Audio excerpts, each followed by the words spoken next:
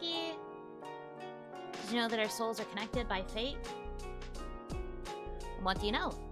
I'm Yuno Hanaki from production Kawaii's Hanamizuki. Good morning. I want to eat my bagels. I don't know why it took so long for the bagels to show up today, but boy howdy, did they take forever. I ordered these at like 7 a.m. on the dot, and they didn't come until like almost 8. I want to eat my bagels. I am very hungry. So it'll be a bit of a slow start. I have to consume a food. I have coffee as well, but I have to consume a food first. Forgive me for having to consume food on stream. I feel bad about it. My goal was to be able to eat before I got on stream, because I don't usually like eating on streams, but is what it is.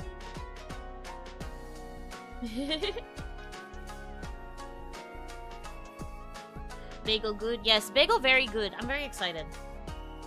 Maybe they had issues? I suppose that's also a possibility, but, you know. I actually don't know what this model looks like when I do a nom nom. I am curious what it will look like. Do bagels rise? They shouldn't. Good bagels are boiled. But these were also toasted, so meh. They rise out of the toaster? Question mark.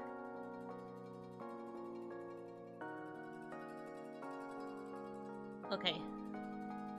Time for a crunch. You might hear it on the microphone. I'm sorry.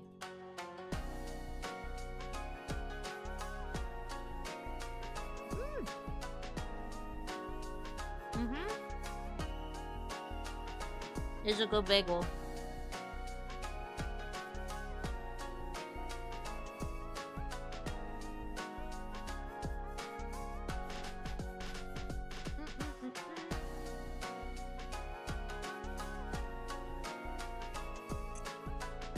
Did we ask you if you cut a bagel in half, how many holes does it have? I don't believe you have ever asked me that.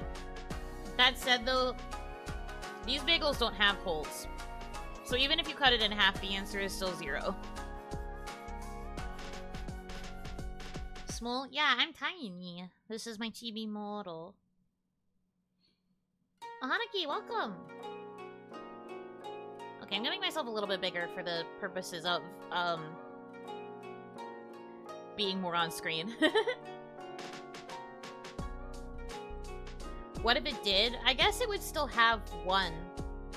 I know technically if you have 2 halves of a bagel, I guess you could argue it's half of a hole on both sides. But, like, you can't really increase the amount of holes in a bagel. It just has one universal hole. You can't really split a hole, you know?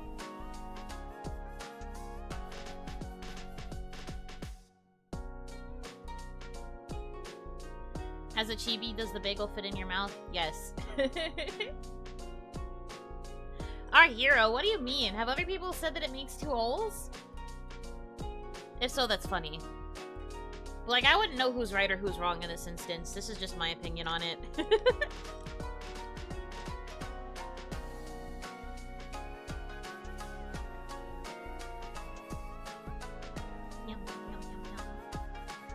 This is a long-running debate with one of your senpai.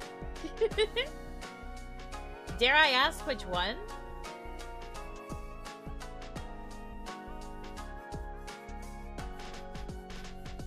Bagels have hole? They're supposed to, usually. The place where I got the bagels from today, though, the hole, there is no hole. Reina, this does feel like a Reina argument. Reina, demon, the sobbing wet beast. I'm pretty sure it's sopping, not sobbing. Although, I guess sobbing also works for her.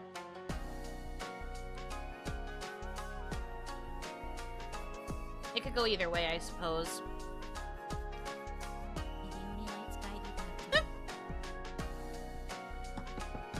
Sorry, I'm laughing at the Yunoisms.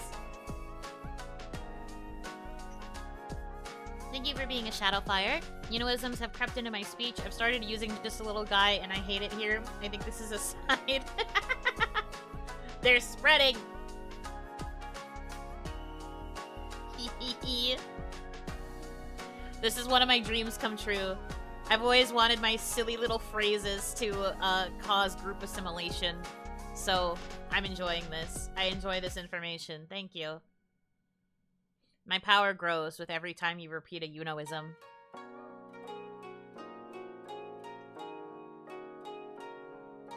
Half Oni and Heavenly Demon arguing about holes on bagels. I mean, I don't know if I would argue. It's just that, like, in theory, a hole is like a space of nothingness, right? So, if there's, like, if we're talking about the center of a bagel that has a hole in it, mine are outliers because they don't have holes. But, like, if we're talking about ones with holes, right? If you cut a bagel in half, you're not increasing the amount of holes. You're just taking the existing hole and, like, splitting it in half, technically. But you can't really have something that's like a half hole, so it's still just like the one hole, but on just two different sides of the same bagel.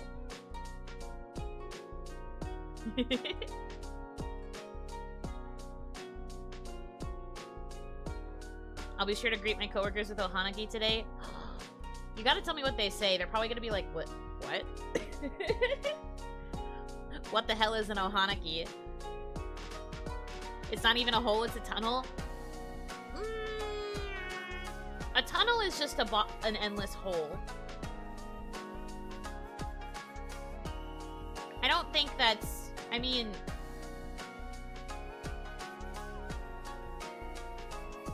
Tunnels really are just endless holes, though. Because, like, a hole does have an end, like, it has a bottom, but, like...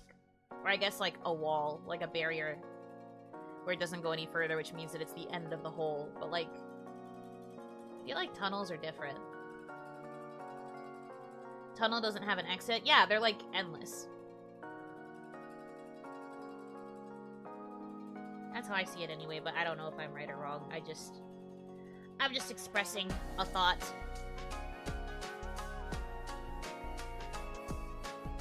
Technically, you take one object and turn it into two by cutting it in half. No, you have it. It's not two. It's not like I cut a bagel in half and a second bagel grows from that. You have a half. So cutting it in half means that you would have half a hole. But you can't really have half of a hole. What do you mean by this? Why are you arguing for two holes? Please. The stream's already, like, definitely not on topic, but what is new? Welcome to the Yuno Hanaki channel. Did you think I would ever stay on a topic? If so, you're crazy.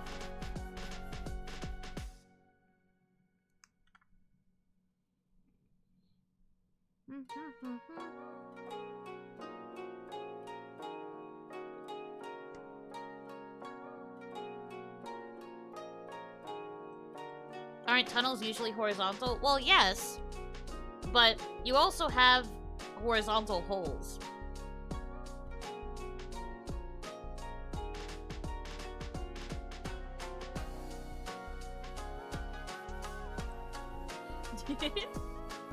Now you have two separate entities, meaning that each entity has one hole, so it's still a hole for each item. In conclusion, one hole. How did you come to the conclusion of one hole? With what you're talking about, the implication would be two holes, but like... No? I don't think that they're two separate entities. It's just two halves of the same entity. Because, like, if I put the halves back together, it becomes one bagel, one hole. You split it in half, it's two halves of the same initially whole bagel. Therefore, technically still one whole. I don't know anything about bagels or quantum physics, but I'm just happy to be here. Would this be a quantum physics question? I guess. I thought this was a philosophical question.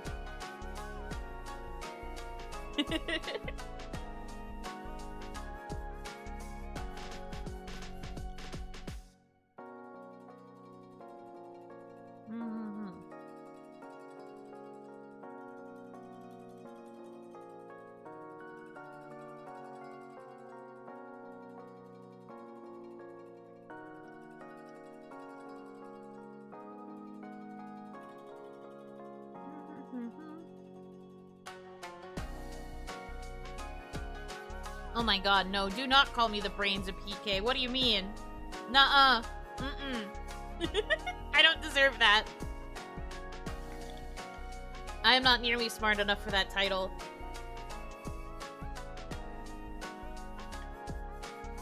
I have never claimed this. I never thought I would be this. No, no, no, no.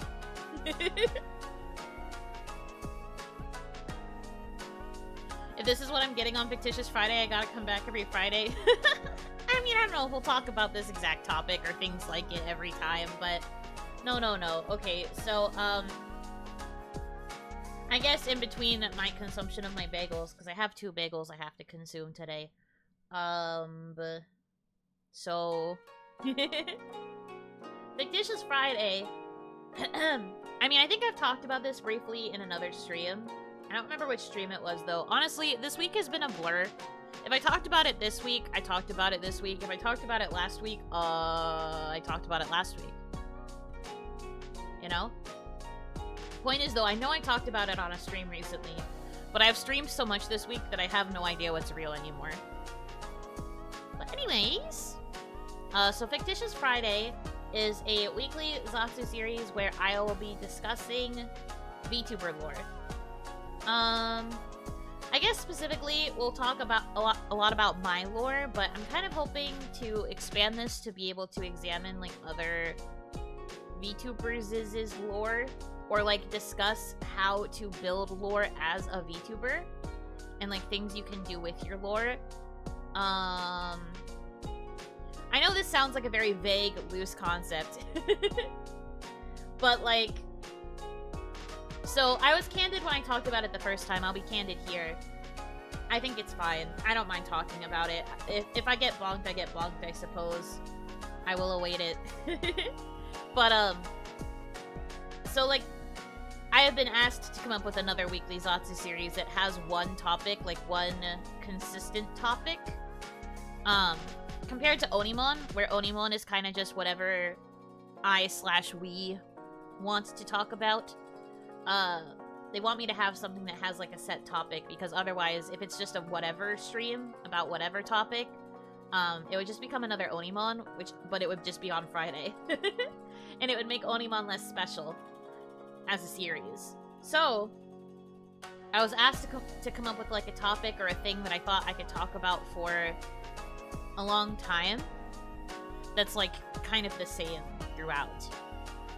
And my thought, well, I had a lot of thoughts. It was very hard to narrow it down.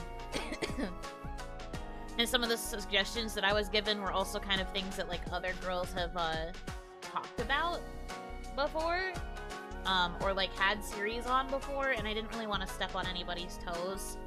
So, I tried to pick something that I thought would be unique to, like, me specifically, so my thought was, like, VTuber lore projects, I guess. Whether it be, like, a behind-the-scenes of, like, writing a voice pack, or, like, what it's like to, like, what kind of projects can you do with your lore to, like, present it to people, stuff about my lore, stuff about other VTubers, maybe. I was also thinking that this could maybe potentially... I mean, I'd probably have to pick a different time slot than this one, because I don't know if this would work for a lot of people. But, I was thinking that maybe I could also have other VTubers come chat with me, and we could discuss their lore, like, together, and discuss, like, ways to expand it, or, like, projects that they can do that can, like, take advantage of their lore, and things like that. But it's all based on today's reception. Well, I guess today and also next week, because I do have another one of these scheduled for next week. But, if this doesn't work out, we're probably going to switch to a different topic that's a bit more, well, not more, a bit less niche. Because I do agree that this topic is probably quite niche, but I feel like something that is kind of, underappreciated when it comes to VTubers is lore. And it's something that I am quite passionate about. I think it's fun, like, it's a good way to, like, exercise your creative muscles and things like that. So, I thought it would be interesting to talk about. However, I also am not sure how many streams I can get out of this.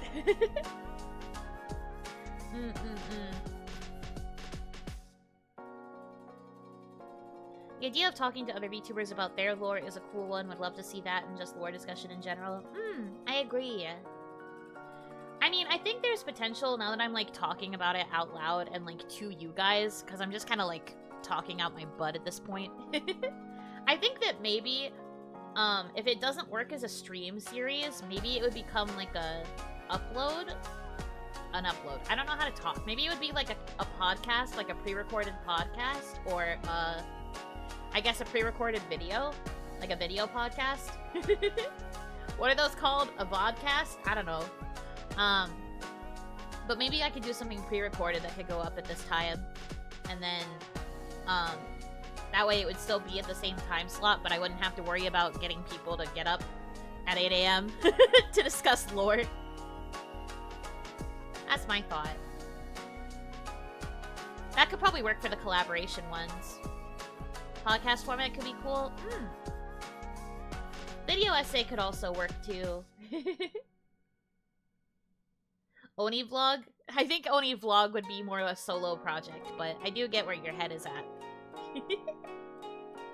But yeah, these are just kind of ideas that have been kicking around in my brain when it came to this. I actually was struggling for a while because management presented this concept to me like a week before May started, and they wanted me to start the series in May.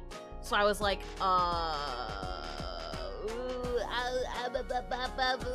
that's not a lot of time to think of a topic for a long-term Zatsu series. So, I kind of died. You know, hey, want to discuss VTuber lore at 8 a.m.? No, real, that's actually me, though. The amount of times that I will, like, go into friends' DMs to be like, hey, so I watched this lore video and I have ideas, and I'd start, like, word vomiting, and they'd be like, you know, it's literally so early. Me watching lore videos at 3 a.m. Is the concept more theoretical discussion of possible ways to explore VTuber lore, or more a place where VTubers can share or expand on their canon lore? I think it can be both.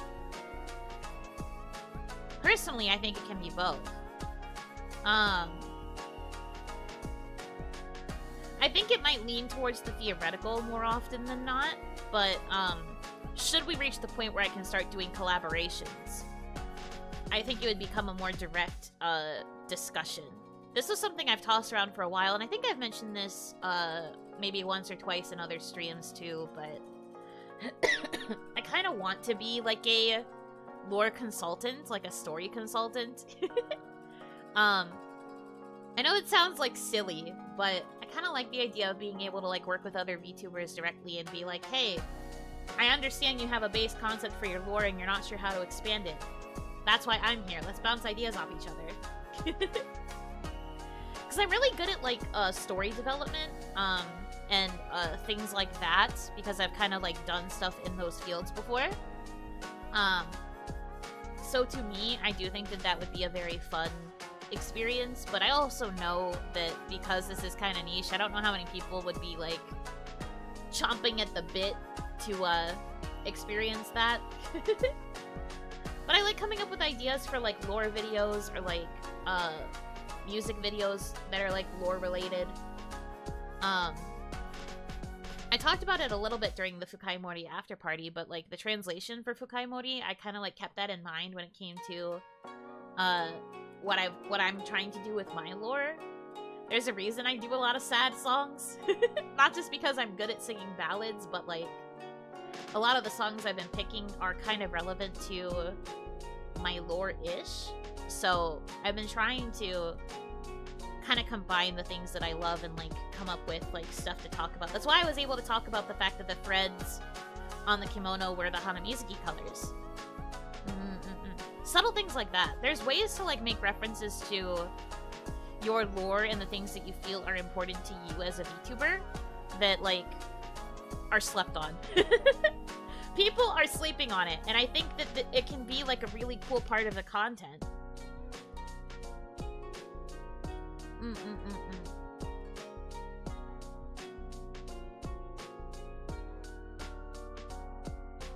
Fukai Mori was amazing, by the way. I love Dua's Infinity and I love Inuyasha. Thank you! I'm quite proud of Fukai Mori too. You guys should listen to it if you haven't yet. But no, sorry I'm coughing a lot. I think it's my coffee. But, I guess what I'm trying to say is, I feel like a lot of people kinda just brush their lore to the side a lot of the time, which is fine. But I think that, like, one of the best, things about VTubing as a medium is the fact that the anime girl, has a backstory.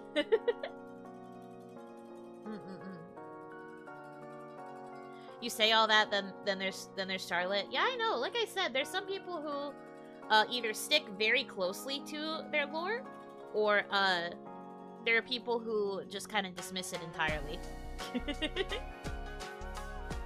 Not the coffee. Stop. Not like this, man. Good thing I also have water next to me.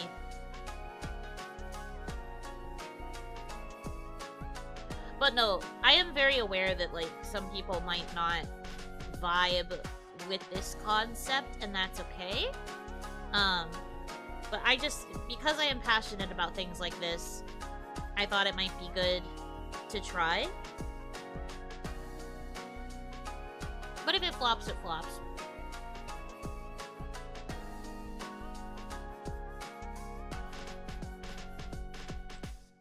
I will eventually finish eating my bagel. We get to experience the, Yuno is very slow at eating while also streaming experience.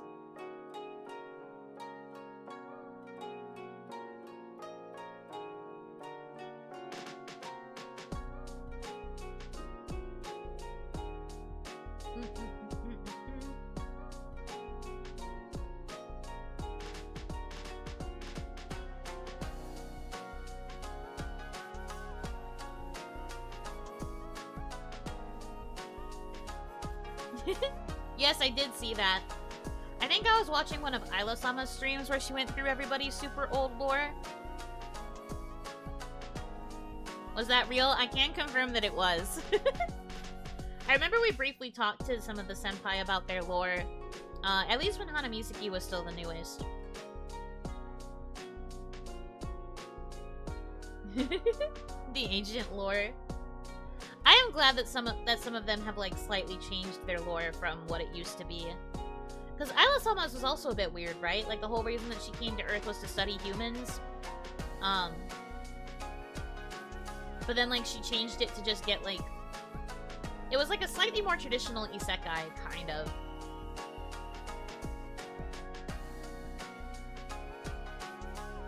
The old study humans era. We talked about that a little bit in one of my other streams, too, about how a lot of, non-human VTubers tend to do this thing where they become VTubers to study humans.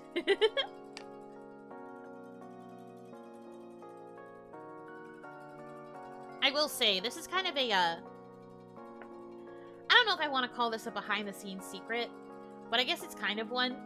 I do remember that when they were asking us as Hanamizuki to come up with our lore, they said that one of the things that they wanted us to do was to,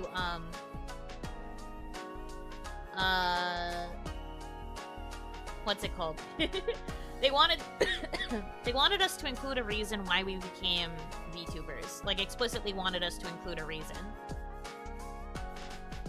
But, like, me personally, even though I did include a reason in mine, it's kind of one of my least favorite things to do with lore, if I'll be honest. Sorry, management, if you're listening. I apologize, but it's one of my least favorite things about VTuber lore. But I guess it's because I like to stick to the character a little bit more than, like, the connection to VTubing. But I get it.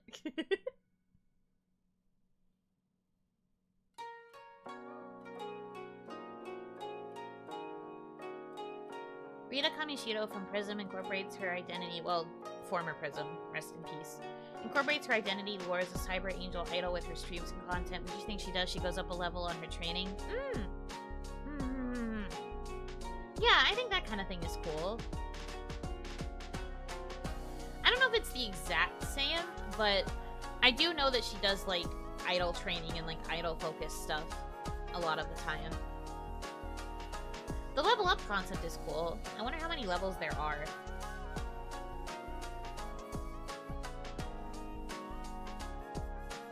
Charlotte went from my mother gives me gives me blood in a cup to I can't eat medium steak because it's got blood in it. Parentheses, it doesn't.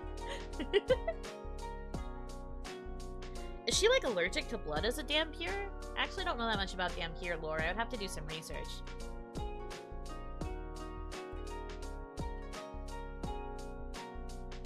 I'd say it's still accurate sometimes, like how she started her cafe with the help of... Okay, this shows me that you know nothing about Shiicho because you're saying that she runs a cat cafe and that she's receiving help from cats. I don't think you know anything about Shiicho. Shiicho is affiliated with dogs. That is one of the wildest things I've ever read with my eyes. Somebody associating Shiicho with cats.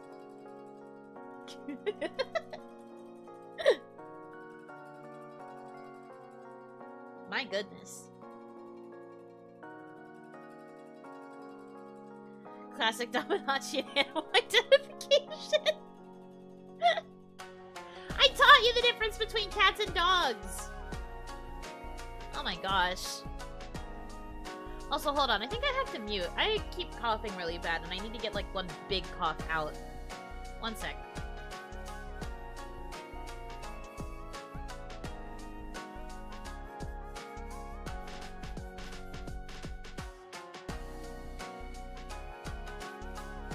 Okay, I'm better. Casually exposing their lack of knowledge. But no, what was I talking about? Right. So, for Hanamizuki, one of the things that we were asked to do was, like, explicitly include a reason for why we became VTubers. Which I guess was kind of meant to adjacently be, like, why are we joining production kawaii? Which is fair, but it's one of my least favorite things about lore. I think I've said this before, and, like, I hope everyone knows I don't mean offense to VTubers who do this, because it's... You can enjoy VTubing differently. There's tons of different ways to VTube. I'm not gonna sit here and be like, there's only one correct way, and it's what I like, because that's not how this works. But something that kind of always, like, makes me laugh, I guess, about how some VTubers approach things is that they're like, I am a deep, dark demon overlord from the depths of hell. But I stream Minecraft Tuesdays and Thursdays. And then they just like play Minecraft.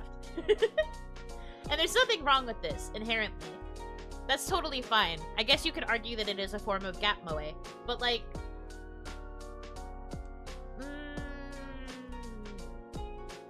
it's hard to like reconcile the like lore and the characterization side with the fact that we are also primarily game streamers. Like, most VTubers do focus primarily on gaming. So I understand why it can sometimes be difficult and you have to be like, oh, well, see, I decided to become a VTuber because, I like human stuff. Or, like, I want to learn about humanity or whatever. Like, even for me, part of my lore is that one of the reasons I'm a VTuber is because it's the easiest way for me to learn how to reconnect with humanity. Like, reconnect with, like, my human self. Because I've spent so much time among the Oni that I've kind of, like, forgotten what it's like to talk to humans. Or, like, interact with humans. So, like, that's how I made it work for me and my lore. But it's just kind of, like... It's weird to reconcile it, because I like being seen... I like being perceived as the character, but I also like being perceived as... me. It's difficult to balance it, I guess.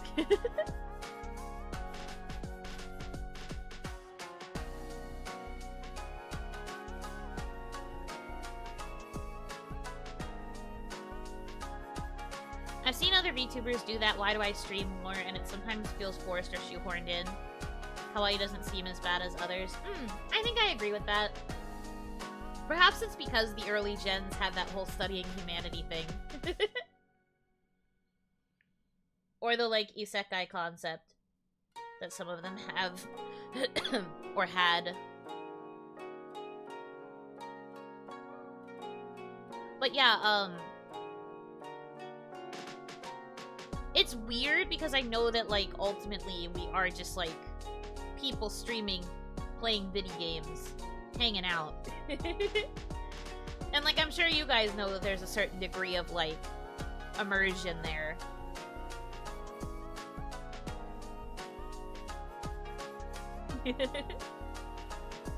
I don't know how to articulate what I'm trying to say, but, like, long story short, that's something that's always kind of made me laugh about VTubers. They'll have this, like, super serious, edgy lore, and then the gap way of immediately just, like, playing Minecraft and, like, nothing else. Minecraft and Fortnite.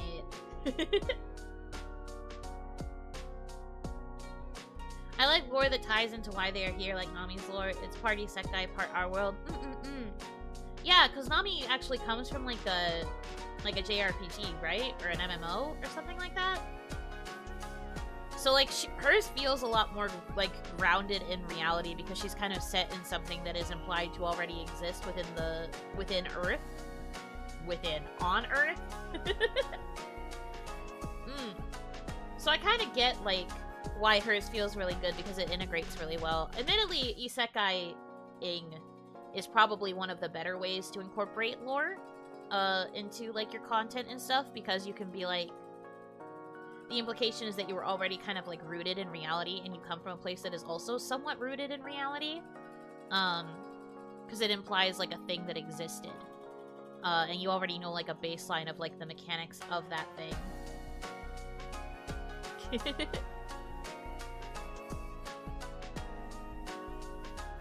It seems like VTubers also tend to be at the start of their story when they start off. I suppose this is true. I think, like, you usually see the things that lead to this point, and yeah, the point that you start streaming / your debut is kind of where the story, quote-unquote, starts. But for me, though, I talked about this a little bit when I was taking the Mary Sue test, but, like, a lot of the, like, most pivotal story events, for Yuno as a character kind of happened before becoming a VTuber. So now, like, the story is kind of different, because this is more about focusing on, like, making the connection. So the desire is, like, the reason why I'm here, but now that I'm here, I have to, like, actively start doing it. And a lot of my story is kind of being shaped by the bonds that I am forming.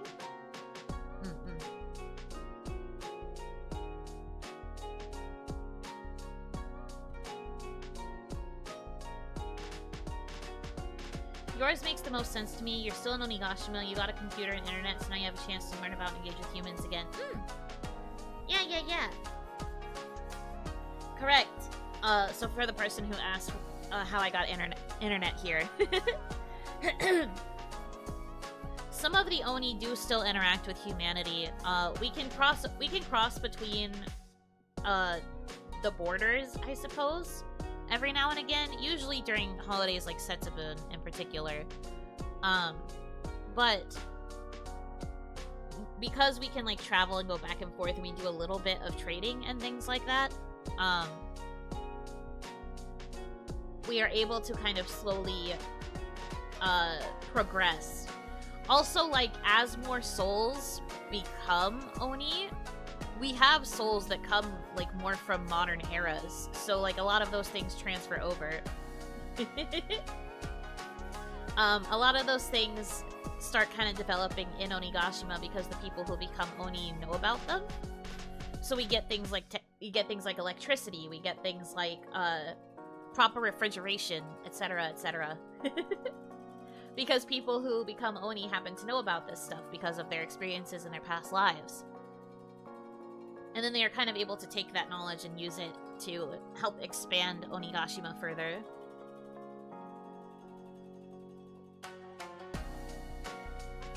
Oni's living in the future, not in the past. Well, some. For example, my village is kind of, like, slowly getting better at modernizing. I've been the one to kind of push for it the most, though. I think that some other Oni clans are probably more advanced than my clan, if I were to make a guess. But ours is kind of close to the beach, like close to the, like, outskirts. Not outskirts, but, like, we're kind of close to the beach. We have like more of like a port focus, I suppose. So we do get a lot more direct interaction with the humans who find their way here. Or the people who have like just become Oni. So I think that's why we end up modernizing a little bit more.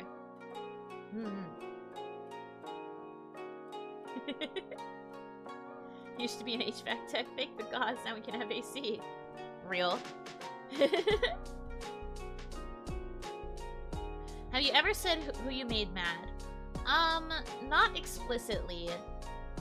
I still feel like that's a card I kind of want to keep close to my chest, but in my debut slides, I said that it was a very high-ranking person. He had a lot of power in the village that I came from, and a lot of influence. It was a person that we technically knew not to anger, but you guys know me. I am a bit too sassy for my own good. I guess I'll leave it at that. Like I said, that's something I still kind of want to keep close, because someday I do want to make like a proper lore video, or like make a short story or something related to that.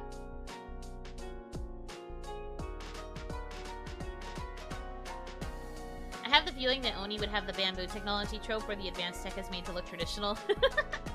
That's kind of cute. I like that.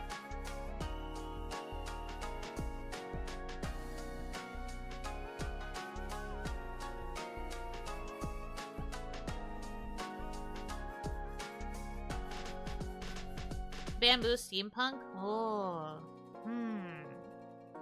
Think. Maybe.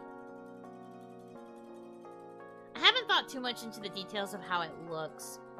I said this before in my writing streams, but I'm not very good at describing how things look. I'm really good at focusing on like dialogue and interactions between characters, but god am I terrible at like visualizing. If I ever have to storyboard something, I will perish. It'll be very difficult.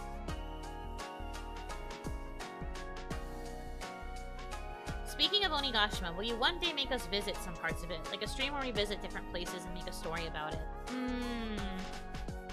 Are you talking about like a tour of Onigashima?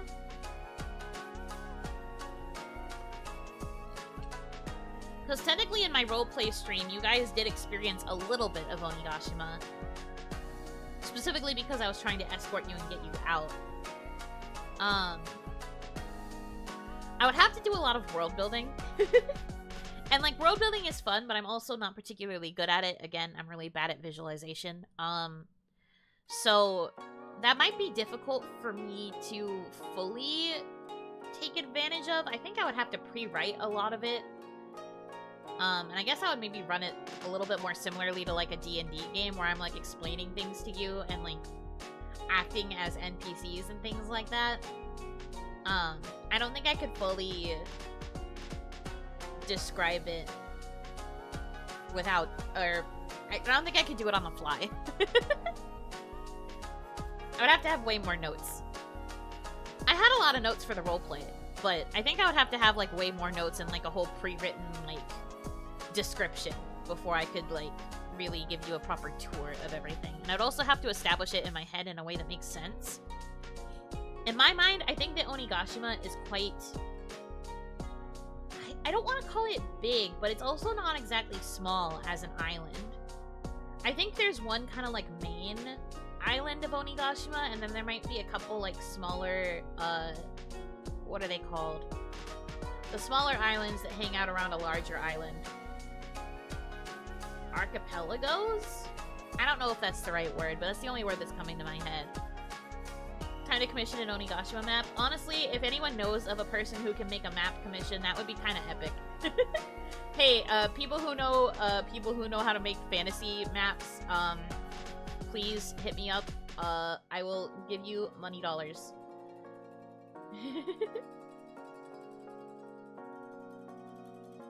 Archipelago, islet. I guess it could be either one.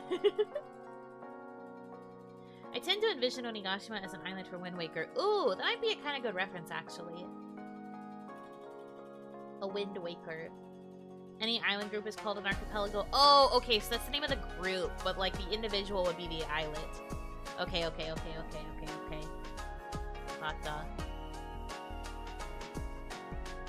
But I do have, like, vague ideas of what I think Onigashima looks like, but because I'm so bad at visualization, I cannot communicate it well. It's hard being a writer who is not good at visualizing places. Because I'm just sitting here like, I don't know how to describe this. I'm really bad at it. It's called floating head syndrome, where basically you have two talking heads that are just like having a conversation, and like the conversation's great. The expressions are also great. Sometimes you even get like a body in there because you're good at describing body language, but like you forget to focus on the scene because you're so good at like writing about the characters. I was criticized for that a lot in a lot of the writing classes I took. They were always just like, you know, your characters are talking in the void again, and I'm just like, I'm sorry. My ultimate weakness.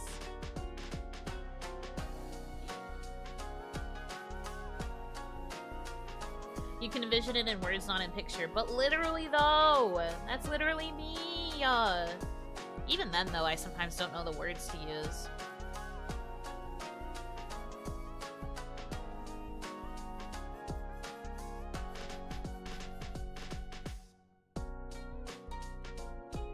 Nom nom nom. Tomoe Carmine.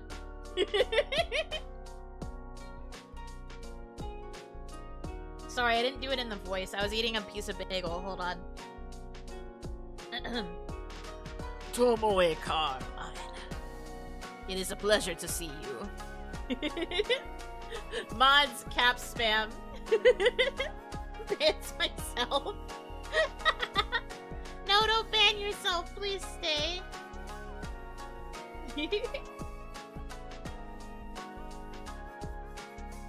But yeah, hi Tomoe. Masaka. Yeah, true. Honestly, if Tomoe was truly in that situation, she would just explode. You're right about this.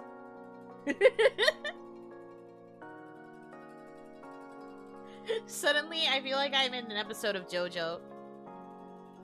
I feel like a lot of conversations with Tomoe feel that way, but that's like a positive. I could talk to my D&D DM about a map. I've already told him about your channel. What? You talk to your D&D DM about me? Yeah. D&D is so cool. I wish I could be cool enough to do D&D stuff someday.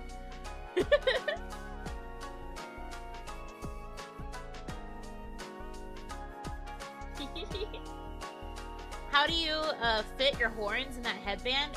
In case you can't tell, the headband has holes for my horns. It is specially made for the fact that I have horns. So that's how.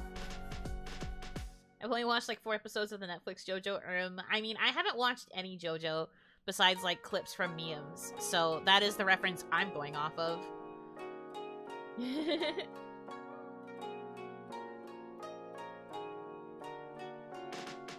When you read, does the setting matter that much to you? Personally, I mostly ignore it unless it's plot related. See, one of the things I did to try and like force myself to write about the place a bit more was to like write about it as was relevant to the scene. That did kind of like slowly help me get better at writing and establishing place. But like, place actually matters a lot when it comes to like a reader's understanding of what's going on, because otherwise, yeah, they're going to focus on like the characters and like the plot events that are going on, but if you don't really know where something is taking place, you can very easily lose track of where everybody is. I think one of the easiest examples I can think of this, which is really going to sound silly, but like, imagine you are reading a story that has a romance scene in it, and the characters are like, they're like, I don't know why I'm blushing. I literally read like crazy fanfiction all the time. Imagine that they're just like kissing, right? But like the problem is you don't really understand like where they are in relation to, like, the things around them. Like, one minute they're kissing up against a wall, but then in the next, because you're focused so much on the action, suddenly they're, like, on the bed. Or, like, someone mentions that, like, they're, like, rolling around on a couch or something, and you're just like, wait, why is there a couch in the bedroom? Or, like, why is there a wall there? That's kind of the best way I can think of to explain it. Like, you have to have a sense of place, because otherwise you're going to get confused about the positioning. And that happens with, like, other scenes, too. Like, if it's a fight scene, for example, like, if your character, like, hits a wall, that implies that they're fighting outside of a building, or against, like, just an actual, like, wall, as in, like, a barrier of some kind. And then, like... But then if you also, like, mention that someone came in from the outside, you would be like, but how did they do that? You're in an enclosed space because of the walls. Because you didn't specify whether or not the wall is just in one spot or if it, like, surrounds them. That's kind of what I mean. Like, you have to kind of establish, like, where people are in order for your scene to make a little bit more sense. Can you guys stop acting?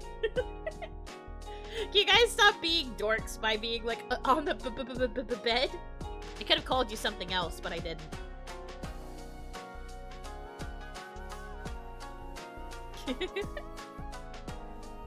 But it's important for, like, all things, because otherwise things can happen that just don't make sense based on what you already know. Or I guess more so based on the lack of what you know. It is quite important, I would say. The fight starts in a forest, he then punched me so hard I flew into the wall. Yeah, exactly, right? Like, if you knew that it was taking place in a forest, but then because you're so focused on the scene, you talk about them hitting a wall, you would then be like, oh, shoot, I didn't mean to write that because they're in a forest, but I talked about a wall because I'm envisioning something else. You kind of have to keep it straight. In that instance, it wouldn't be that hard to just change it so it's like, I flew into the tree, or like a tree, to like keep with the fact that it's the woods, but like, the forest wall, yeah. The wall of the forest, have you never seen that before? Clearly you haven't made it to the end of the forest before. I can't remember what the book was, but there was a fight scene and suddenly halfway through the fight it said he fell into the produce. Right? That's the thing. You get surprised and you're suddenly just like, where is this taking place? A market? A grocery store? A konbini? Like, where are we? And that's why you kind of have to establish a sense of place before you can really get into the action. You could also think about it kind of like with a movie script. Movie scripts, or like scripts for visual media in general, tend to start with like a setting. Like the focus they will usually establish like interior dining room night. Those are like the first things that will like denote a scene.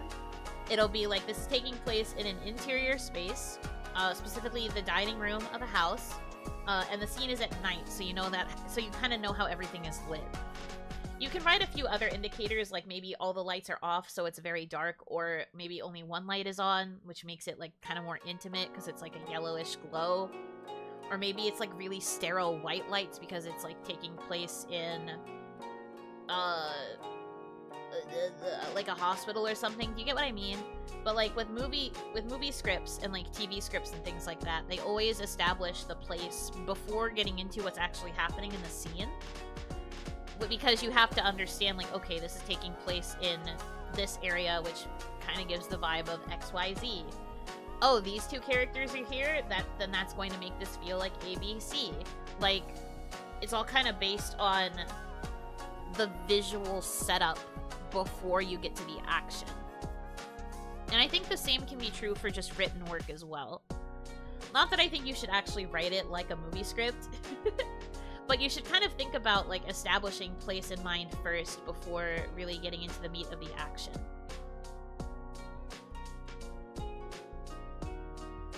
I was always told to think about it kind of like zoomed out first and then slowly zoom in.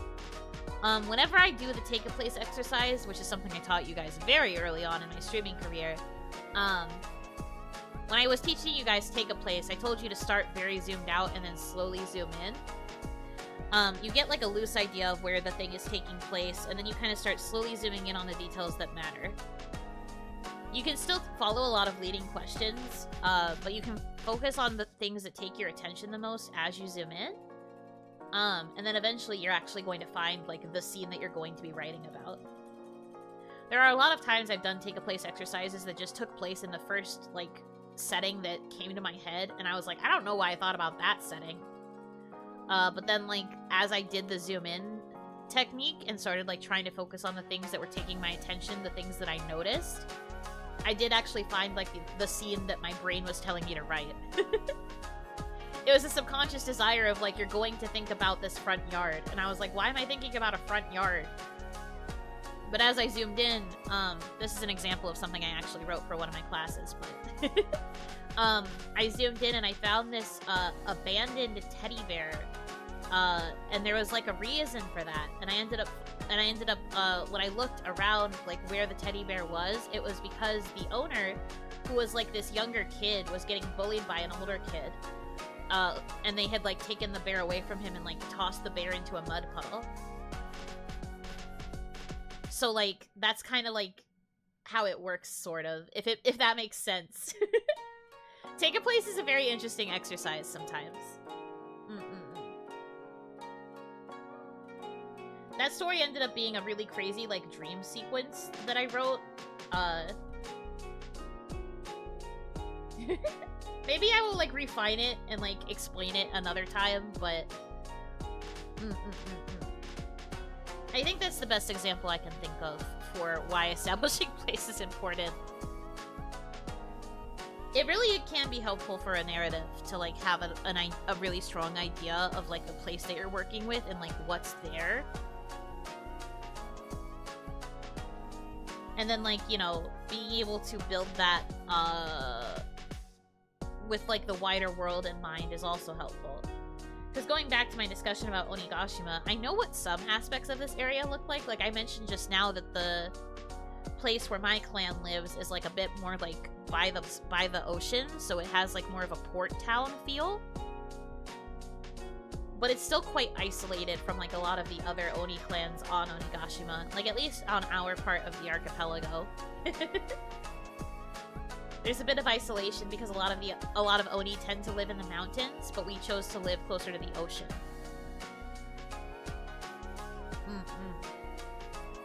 So thus, I would have to think about like what the Oni who live in the mountains are more like, and things like that. And then like how often do the mountain Oni interact with the Oni by the ocean? These are getting more into like character politics, I suppose, but you still have to think about the environments that they live in and how that influences how they approach things. The more you know.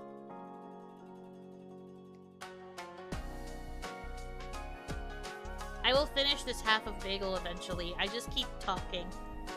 And when I talk, that means I cannot have food in my mouth.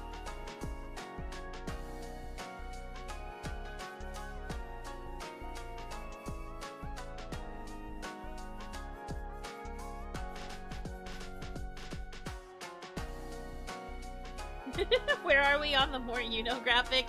I need to work on that. It's gonna get cold. I hate to break it to you, but it's already cold.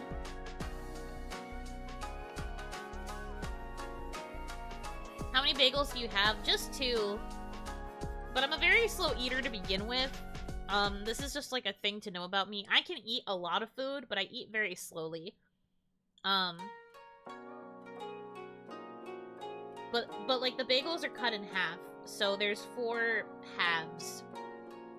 And I am still on the first of the 4 halves. Help me! I'm exploding! The yapper dilemma to yap or eat. This is why I don't eat on stream. Because then the food gets cold and I waste it. Or I just take 80 bajillion million years to actually finish it.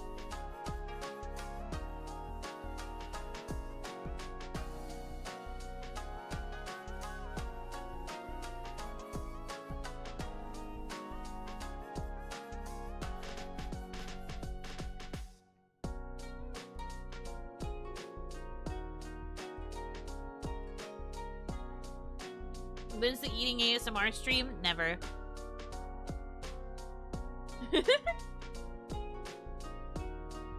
See, I like mukbang content and everything, but one of my least favorite things about mukbang is the sounds.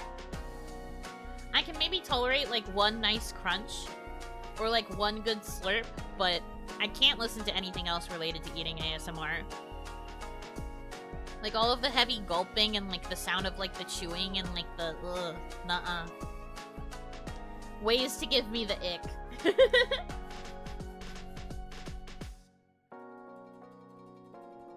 Since a lot of VTubers are situated on Earth, world building doesn't apply as much. I would disagree with that, but okay. What are other ways they can expand their lore? Something like Reina's new outfit, which progressed her lore, was cool. Well, the thing about Reina's outfit was that that was her ascension to becoming the Queen of Hell. That was technically not set on Earth. That kind of goes against your initial point. But, I guess it depends on the VTuber. Like, some VTubers are, like, just a normal guy, right? But then you have VTubers that do have more, like, fantasy characteristics to them. I would have to have an example of the VTuber, like, in question in order to figure out their lore. But I would also argue that, like, just because they are situated on Earth does not mean they are situated in, like, the modern perception of Earth. They could be in a fantasy version of Earth, still. There could be aspects of their Earth that are not, the same as, real Earth. Do you know what I mean? Like, for example, they could be in a version of Earth that has magic. Like, a version of Earth that like, commonly has things like angels and demons and things like that. Or, conversely, you could have somebody who's, like, just an ordinary person, but then they happen to have gotten isekai to a fantasy place, and now they're kind of trying to, like, get a grasp on things. There was also, like, a whole era of VTubers where, like, a lot of them would claim that they lived in virtual versions of the same, of, like, Earth places. Like, virtual Tokyo was, like, a big, a common place that people would say that they lived. Because, like, if it's virtual, you can get away with saying whatever crap you want about the place, and then you can, like, pretend that, like, that's just how it is in your version of it, like, your virtual version of X location. Because people can't really fact-check you. They're not in that virtual version.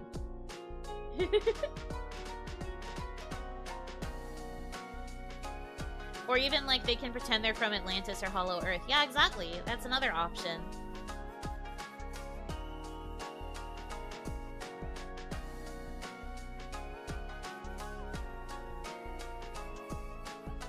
Good old V-Tokyo. I think something similar would be Pomu. Her lore stated she lived in virtual Neverland. I suppose that would be true, yeah.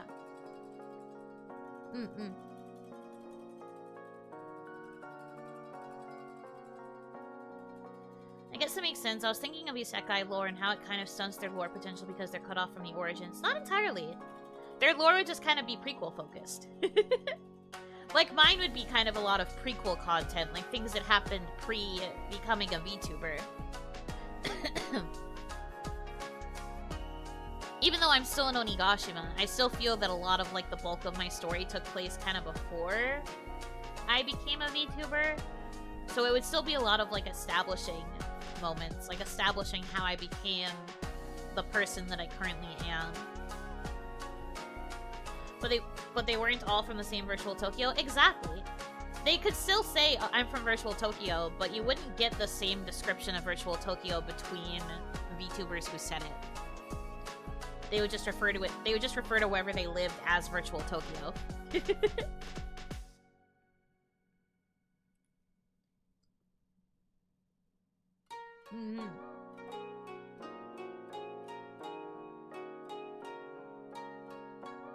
Episode 1, the Phantom Oni. Real.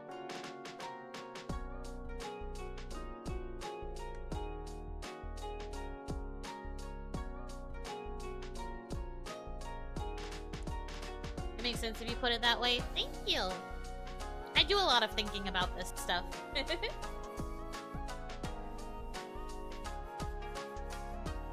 But I think that's kind of the best way to approach like an isekai. Like, if you set yourself in like a fictional version of a real place, it becomes a lot easier to kind of like mess around with what's available there.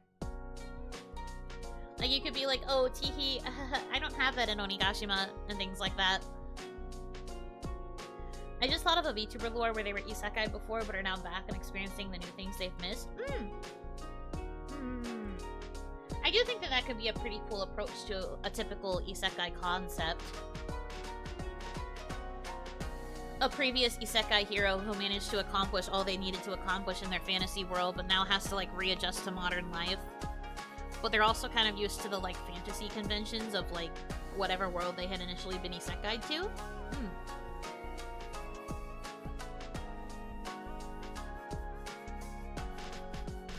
If you could, what would be your lore for being a VTuber in a way that you would be very on board with?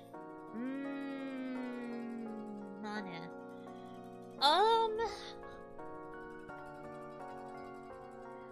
I think...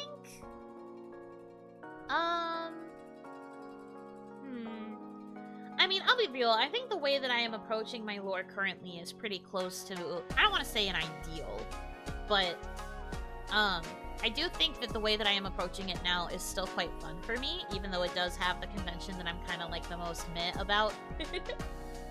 But like, I found a way to make it work in a way that doesn't require me to exist outside of Onigashima. At least not yet. There might be a version in the future, a version of me in the future, I should say, that maybe does venture outside of Onigashima for the first time in a very long time. But I would say that right now, the way I have made it work has made it so Yuno has not left Onigashima. Yuno has not, talking about it in third person, just so you guys know, we're talking about Yuno the character. But like, I haven't had to leave Onigashima. Because I have been banished, and I feel like, based on the storyline, I have not reached the point where I feel confident enough trying to return to the human realm. I feel like where I'm at right now, story progression-wise, while I am slowly beginning to branch out of my shell and, like, forge more connections and get to know humans more, I don't think I am ready to leave Onigashima yet. But there might be a time in the future when I am ready to make certain changes, wink wink nudge nudge, where maybe it would make more sense for me to start trying to integrate into the human realm again.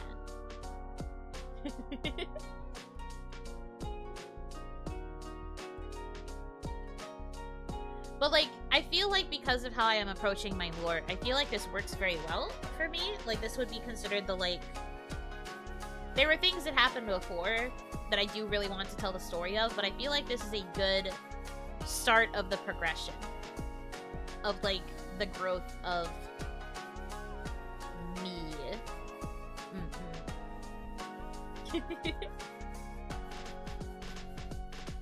I like how you guys are catching on to my wink wink.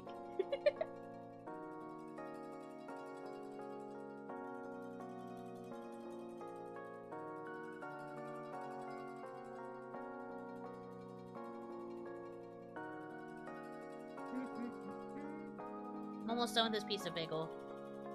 I am about to finish it.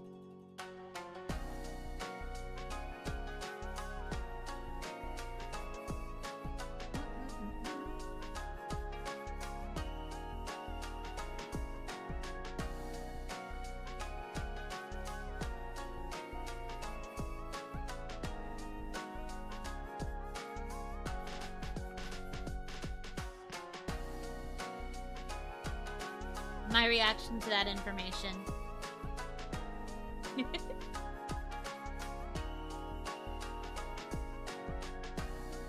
Does a bagel have 1 or 2 holes? 1. You missed that discussion at the beginning. Anyways. What are we talking about?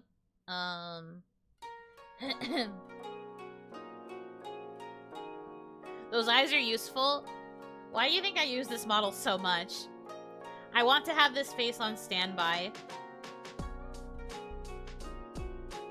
It was nice catching you for a bit. I'm going to have to get out of my car unwillingly.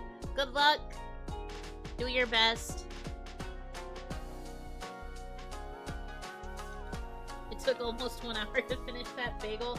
No, see, the worst part is that was only 1/2 of one bagel. I have 3 halves still on my plate. I am in agony. I don't know how to eat fast.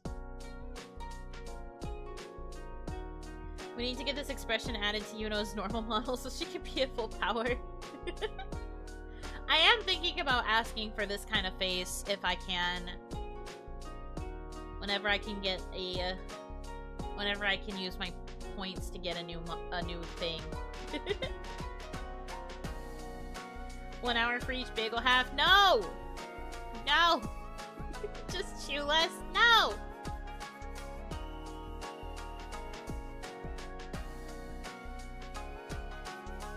Do you have coffee, Yuno? Yes, I do. I am about halfway through it, kind of.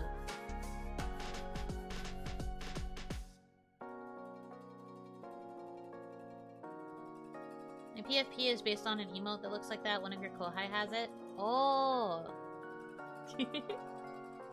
Cute! I like that.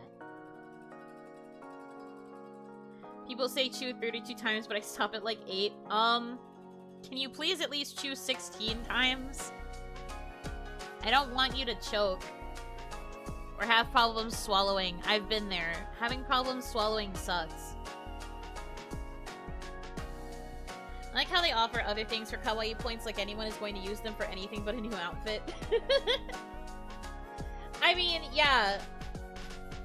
I understand what you mean. I have had the thought too. I was like, should I use these for something else? But no, I think I'm just gonna save it for the outfit. Because, like, technically... because I feel like with the outfit, it can encompass all the other stuff too. It's just a matter of getting there.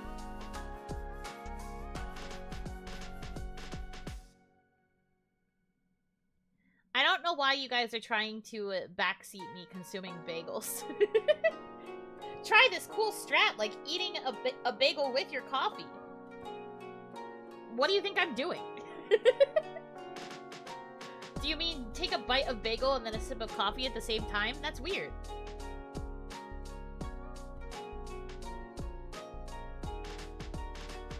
And also, what do you mean save them for later?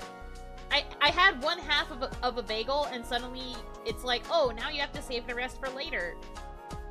Do you not want me to eat? Huh? Crazy. We battle hexing. Please. You could really use some advice on bagel eating? I don't, though. I'm just slow because I'm talking. If I focus too much on eating the bagel, then, like, it would just be a silent stream. If you pause buffer, you can eat the bagel in half time. If you do a half button press on the A button 16 times, you will be able to clip through the wall and you have already finished one bagel. You'll have one less bagel in your inventory. But you have to do the 16 half presses. It doesn't work if you try to do 8 full presses. It has to be 16 half presses.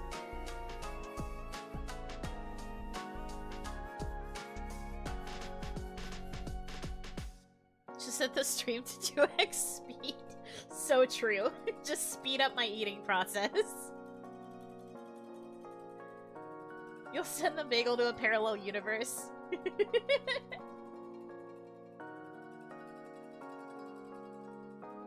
But that all changed when a runner named Yuno Hanaki discovered the bagel skip. Real.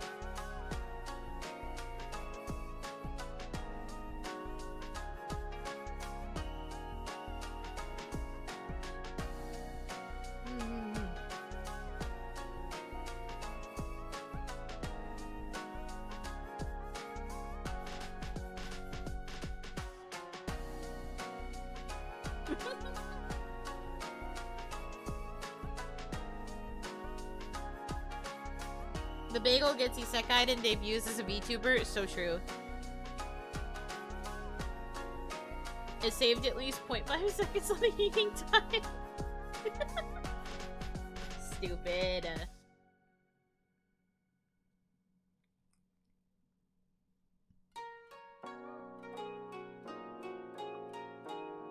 Fine, so you guys want me to eat faster, I'll eat a little bit faster. Just a little bit, though.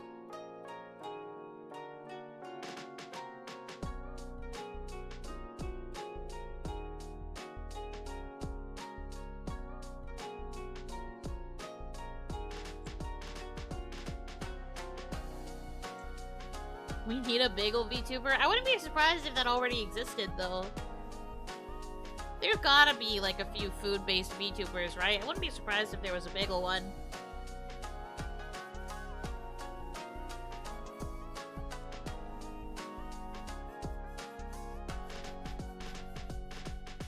Just talk with your mouth full? No! I'm a lady!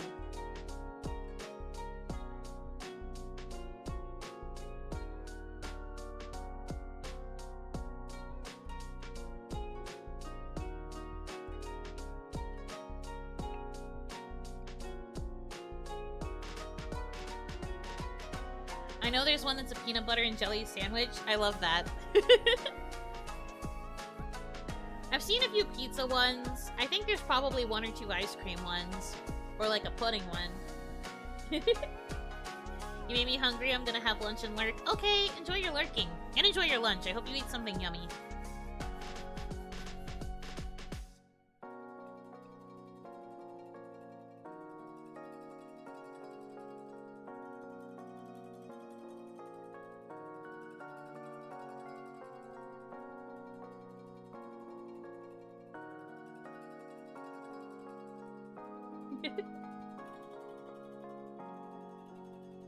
I've seen a short video of a dude getting isekai'd into a chicken at a butchery only to be made into fresh meat.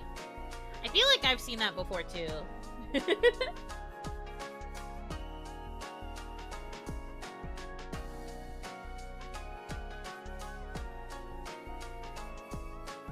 Back to lore, it could be cool to go into the agricultural setting of Onigashima, how its ecosystem works, flora, food sources, etc. Gosh. You guys really want me to do a crazy amount of world building. Agricultural setting. Boy howdy. I'll do my best.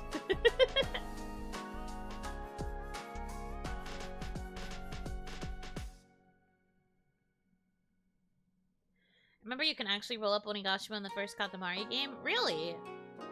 I've actually never played Katamari.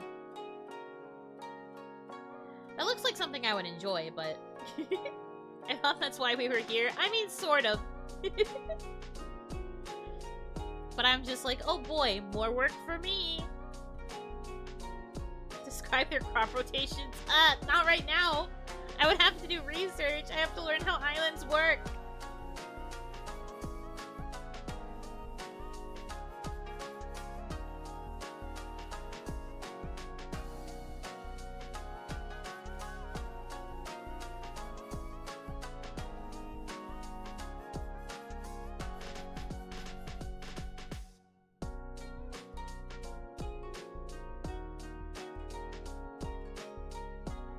Having more info on Onigashima could be nice to use for fan art and storytelling. No, I agree. We will get there eventually.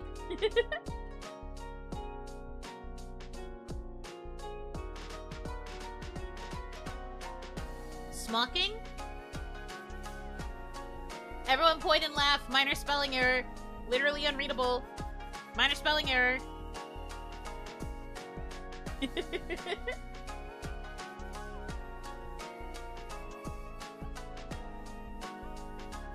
I mean, the most I've ever fully established for Onigashima in terms of agriculture is the bellflower field.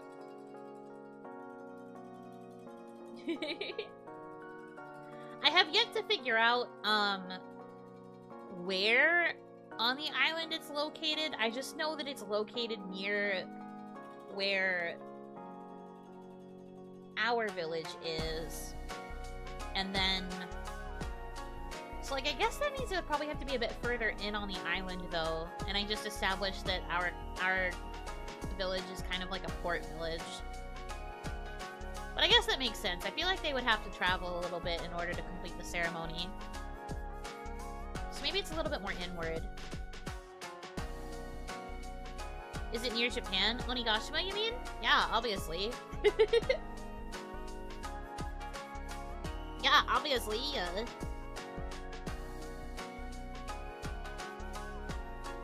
If you had a fanfic of a fan guessing your lore, how would you react to it? Do you mean, like, if someone wrote fanfiction about my lore? I mean, it's already happened before. I quite liked it.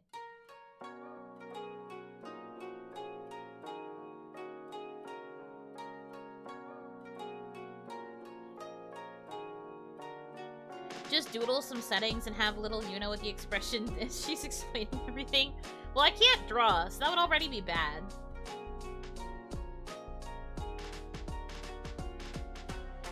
Yuno meets Momotaro. I don't know if I want to meet him. He's an Oni Slayer. I don't know if I want that. What if the made-up lore is super cringe? Hey, you can be cringe all you want, but at least you are free. Just because you write fanfic doesn't mean I have to accept it as canon. Like, you can write it and be wrong.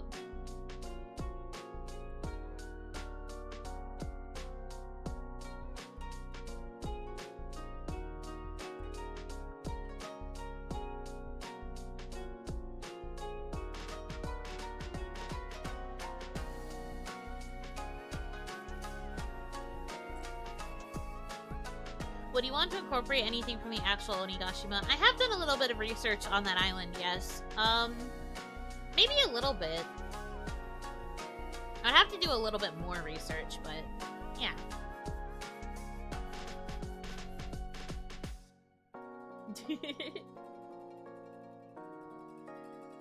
You are an Oni and not a bear? I've been an Oni this entire time, yes. I figured the fact that you kept calling me a bear was just part of the running joke of you, like, taking the bear thing and, like, running to the end zone and slamming it into the ground over and over. Because you think it's funny. But if you genuinely thought I was a bear, I'm going to be concerned. If any of you actually thought that I was a bear all this time, we have an issue.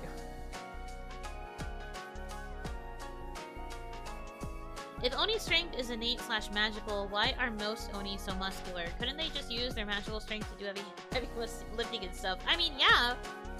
But, like, Oni, depending on the Oni clan that you're interacting with, there are some that are more magically inclined, and there are some that are more physical strength inclined. And there's also a mix. Some people could use their magic to enhance their physical strength. But I feel that having physical strength in general is kind of important when you live in a place like Onigashima, because sometimes magic just can't get you out of a situation.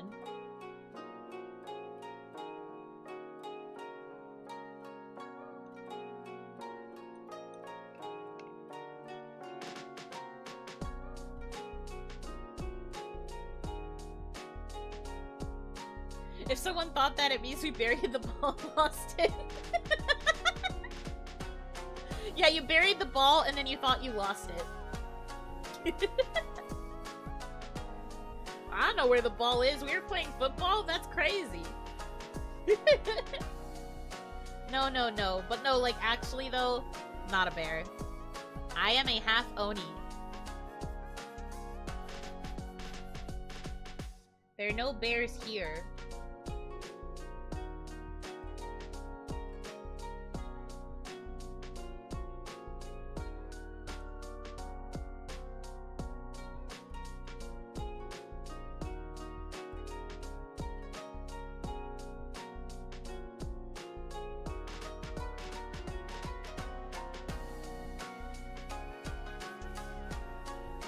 Out here playing ping pong while thinking it's basketball. Stop!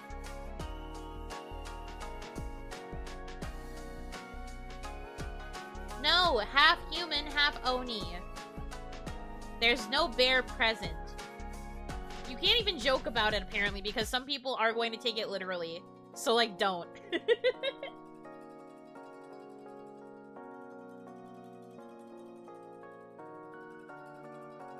So, Oni are magical brawlers? I mean, I guess? Oni are capable of many things. I would say that they are more so demonic brawlers. Because most demons inherently have magic.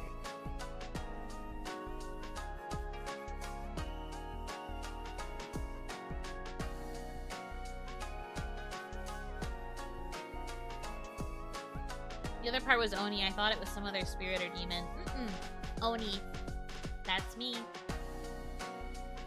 The one and Oni.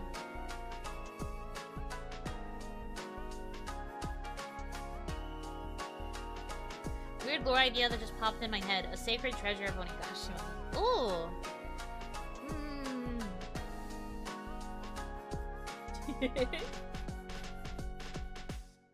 Yuno is actually a three-way hybrid. Part Oni, part human, part cuteness elemental. That's me. Full cute.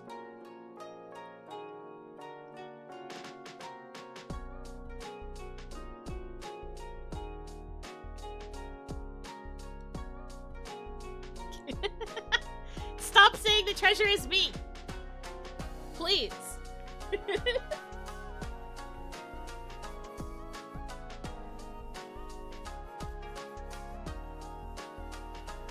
That's just so silly.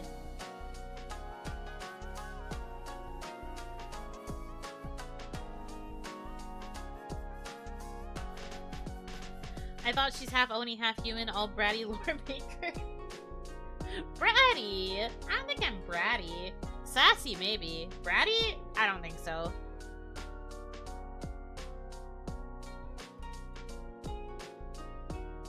Kaya is gonna lose her mind when One Piece ends and it turns out that Yuno was the treasure all along.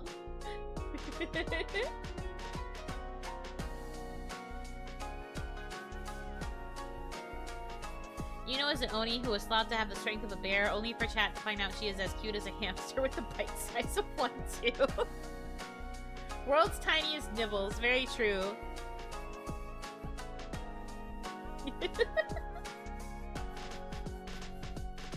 Shaking my dang head. Sorry, shaking my dang heel.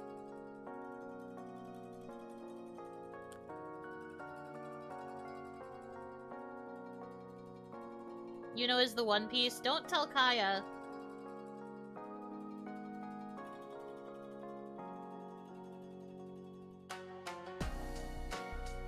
Don't let her know, that's spoilers.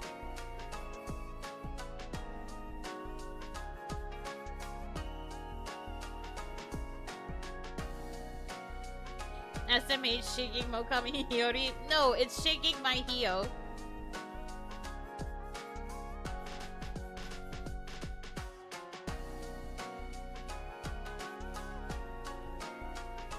I still think it's so funny.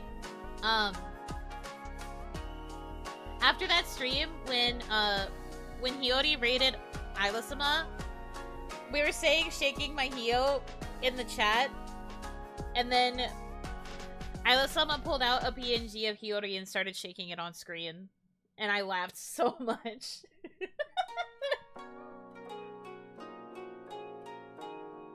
We were all kind of laughing. We were so surprised she took it literally.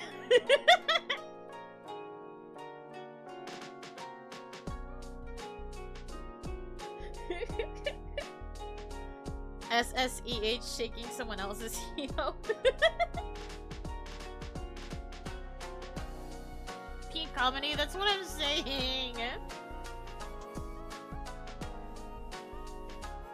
I guess Onigashima could be on the Grand Line. Onigashima is literally mentioned in One Piece.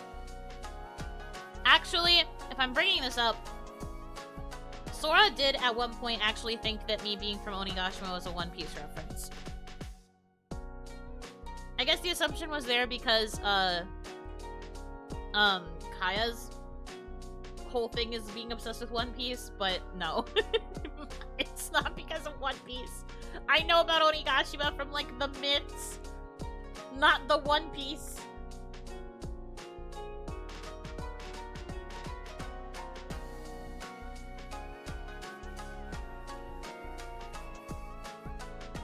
Having to explain to my manager that One Piece did not invent Onigashima.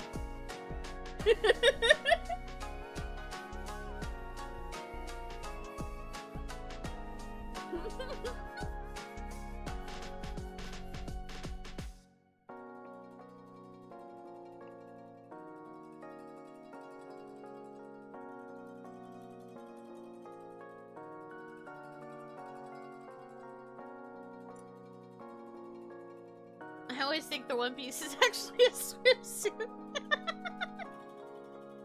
I love that. That should be how it ends. They finally find the treasure. They discover the One Piece, and then Luffy has to wear it. We know he'd look good in it, by the way.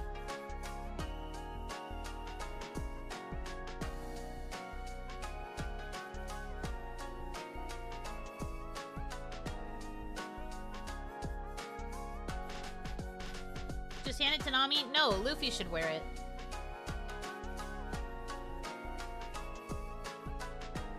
A swimsuit that nullifies the sinking problem? I suppose that's true. Why Luffy and not any of the women? Because Luffy is the one who's been looking for the One Piece all this time. I know you guys are thirsty for women, but like... I was trying to make a joke and you're too busy taking it literally because you want to be thirsty for women. If you want to be thirsty for women, go talk about them with Kaya. On this channel, we only make jokes.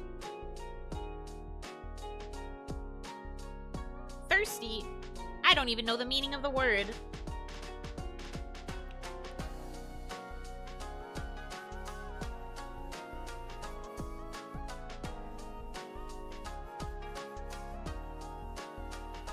I want to see Zoro in the One Piece. My man!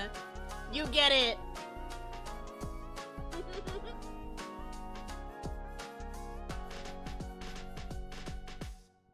Onigashima being a One Piece reference has big Jazz as a Persona reference energy. It was so insane to me. I was like talking about how I wanted to incorporate my lore. I think this was for my membership opening. And I was talking like, yeah, you know, stuff going on Onigashima. And it was just like, oh, did you want to like reference stuff from One Piece? And I was like, what? I was like, isn't Onigashima, like, from, like, mythology? Kind of? Like, at least from, like, legends? Like, old fairy tales? Old folk tales? Hello? Is One Piece a folk tale now?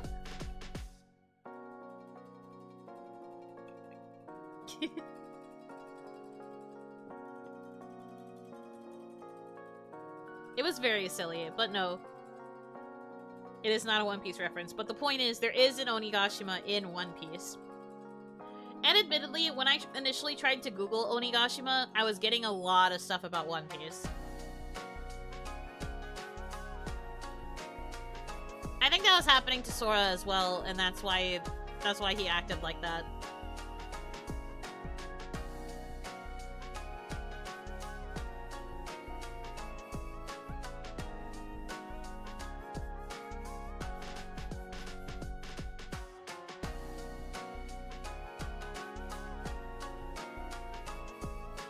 It's taking over the actual legend. This is so sad. That's what I'm saying!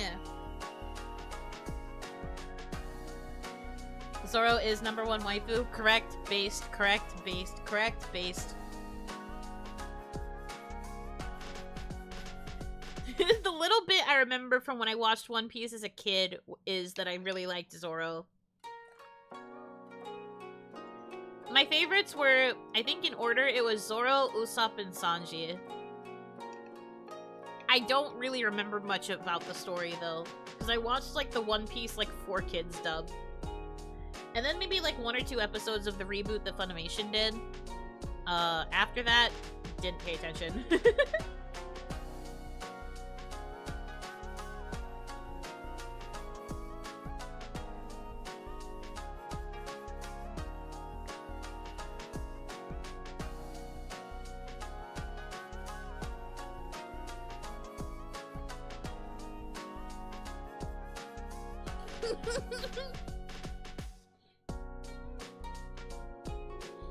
Add the One Piece rap to song debt.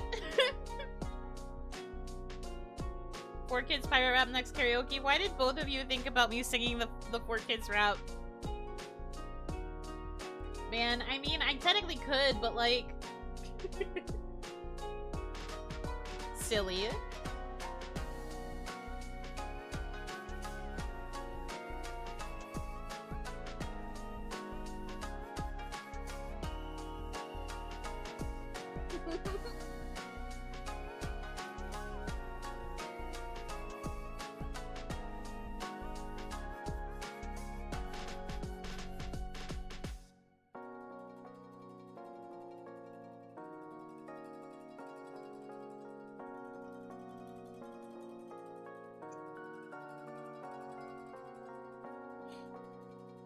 Four Kids peaked with that? I don't know if that's true.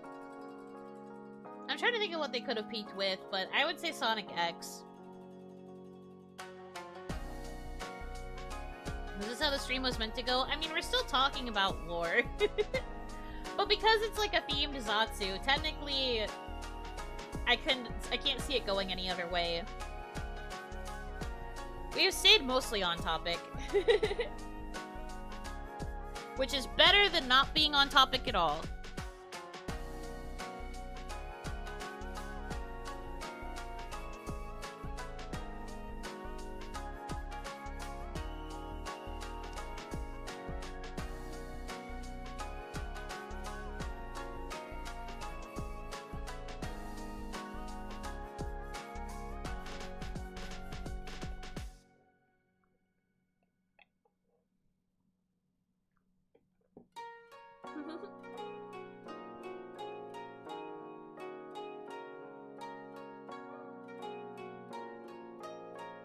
It's lore Zatsu with occasional off topics. Many such cases.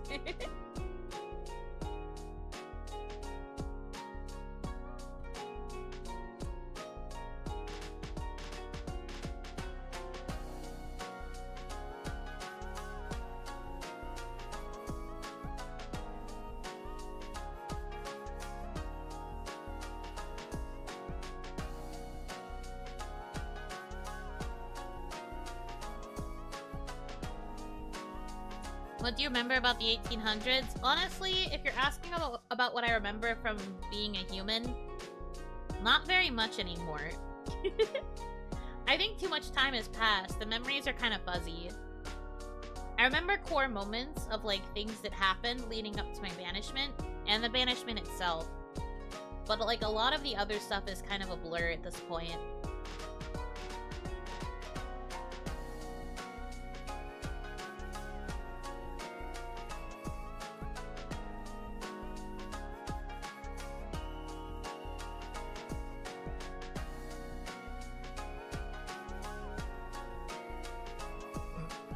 Convenient? No, that's just literally how it happens.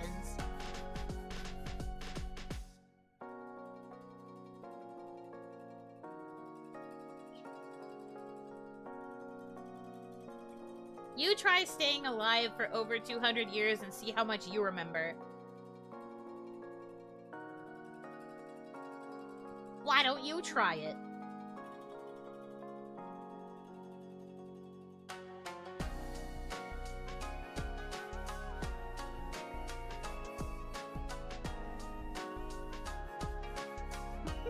Bet. Okay, you better report back to me in like 220 years.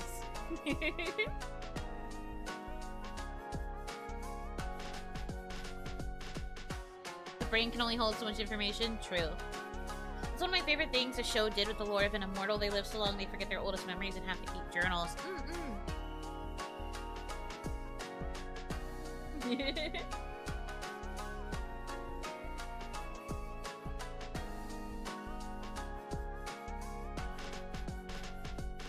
Alarm set. I'm obsessed with this. Did it actually let you set an alarm for 220 years from now?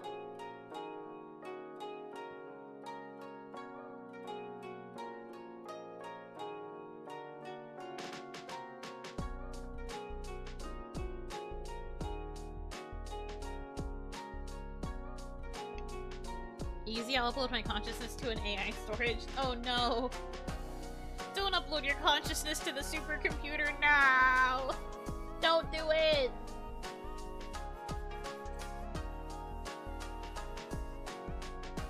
You wouldn't upload your consciousness.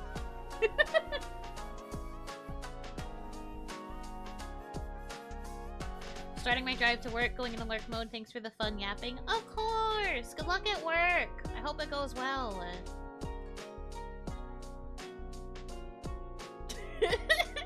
Alarm set for 1,927,200 hours and 14 minutes from now.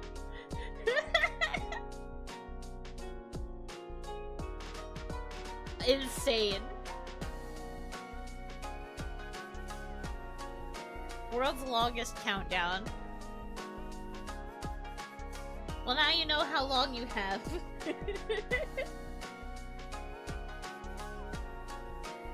But yeah, you try remembering that many hours in one brain.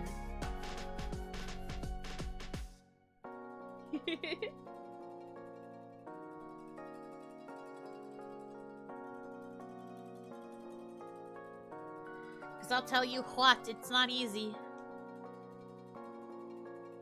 I'm constantly forgetting information. And remembering irrelevant information. What will the membership patch look like for that long? I don't think YouTube is going to roll out that long of that length of time.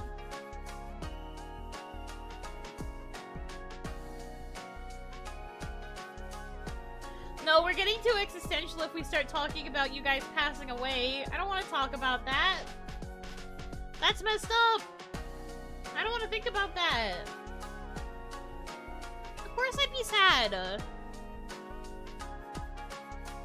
YouTube will crash away before Yuno does. I shouldn't be laughing at that. But that's very funny. And again, I wouldn't be surprised.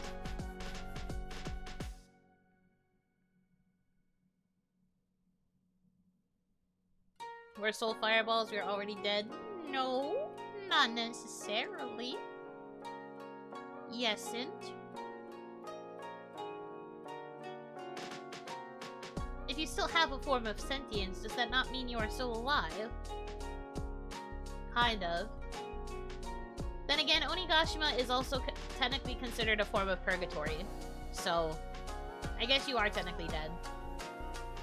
Dead with the asterisk that you are still sentient. Will Ron come to cleave you? No. Technically, if Ron does come for you, it will be to guide you to the actual afterlife. To be like, okay, you've had enough of purgatory. Off we go.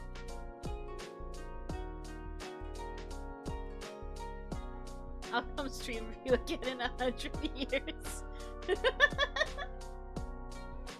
Crazy. 2,244. Hey, you know, we just finished setting up our Andromeda colony. I still remember the time in Jingle Keys for us. See you next decade when this message finishes crossing hyperspace. Real!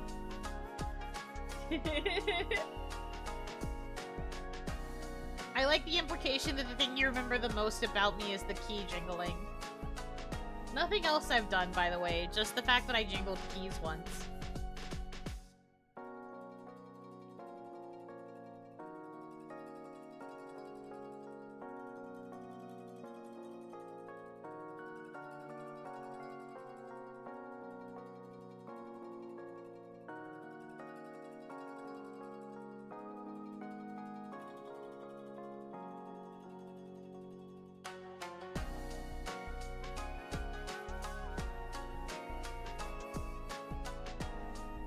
My deepest and most lasting impression of you so far?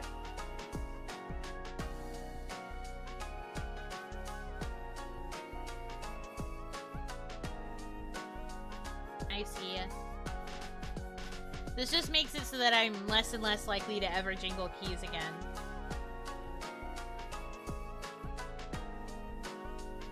I really don't like it. I did it once as a joke, and then I did it again as another joke, and for some reason you guys take it so seriously.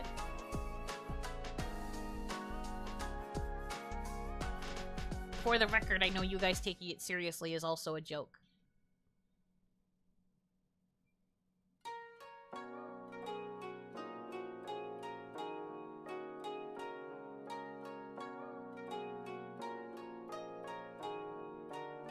My attention just can't stay focused without the keys. I am going to take that personally, thanks.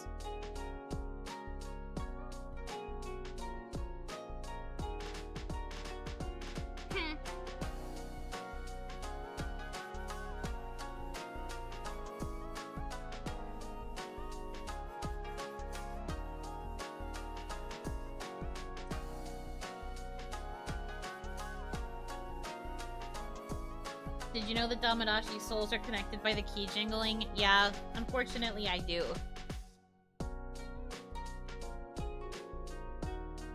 I feel like anytime I even jokingly mention the keys, you guys are just like, keys? Where are the keys? Keys? You have keys? You know you have keys?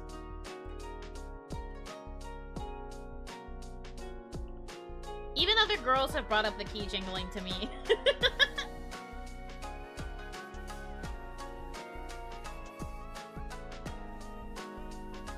I don't want this to be my legacy, man.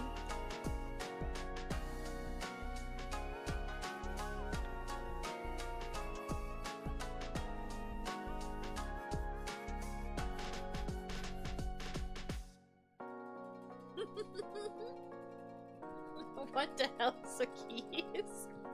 So true.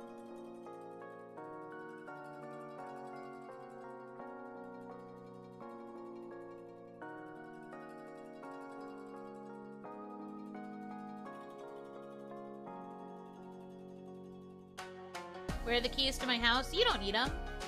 You're just a little ball of fire. You don't need keys. Mine now.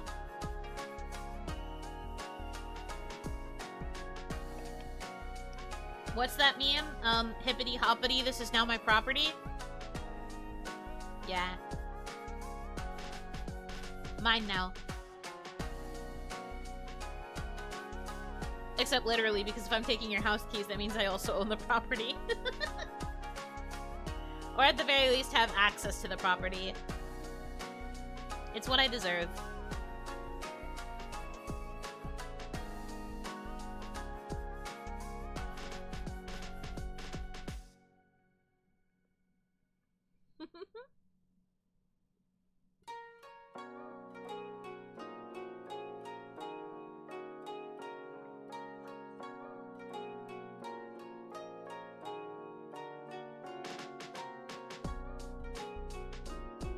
Are Damadashi ethereal and can walk through walls? Yes.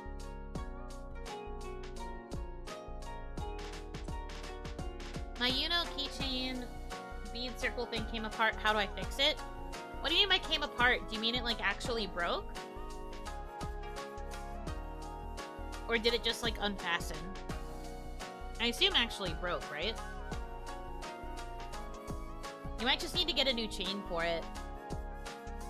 I don't think there's a way to actually fix the chain itself unless you're able to, like, thread all of the beads back on. We can literally live in walls. You can possess walls, technically, yes. One side is out of the thingy. Oh, okay, so, in order to reattach it, you have to take the other side, the side that came out, and you have to insert it into the, like, wider oval. Then you have to kind of like slide it to the opposite side, the one where there isn't a part of the chain connected, until it like snaps in. It's a very delicate process. I'm not very good at it. But you have to kind of attach it like that. Like you slide the ball so that like the thin rope part in between the two balls connects inside the like chamber of the thingy.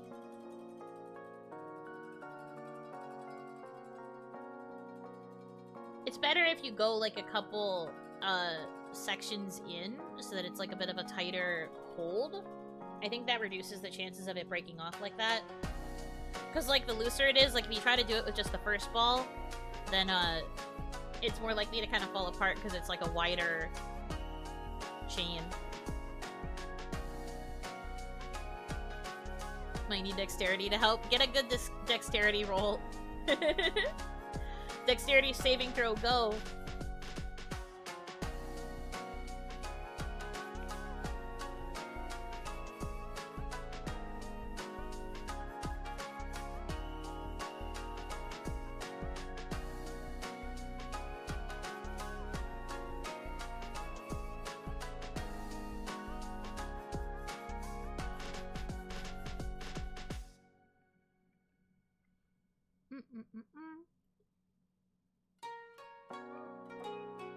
You don't have arms to throw.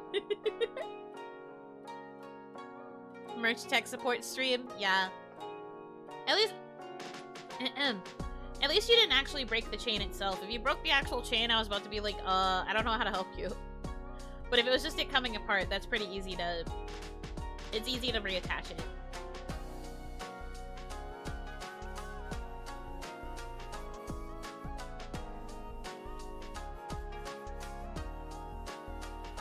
We can just possess the dice and get better rolls. I mean, you can, but that's cheating. And you guys really want to be cheaters?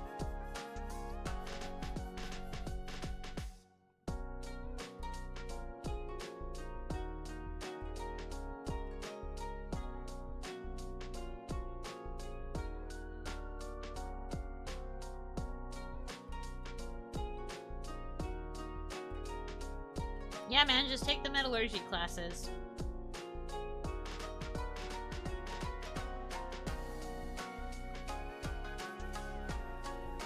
Cheaters win? Not always. Sometimes, but not always.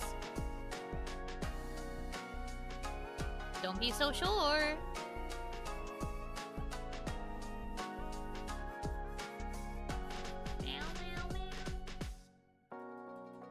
Just weld it back together, yeah.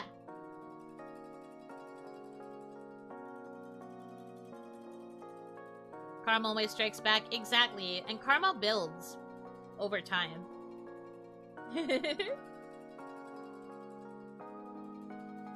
They win a lot until they lose really badly. Yeah. Greed will get you far, kind of, but also it will bite you in the butt.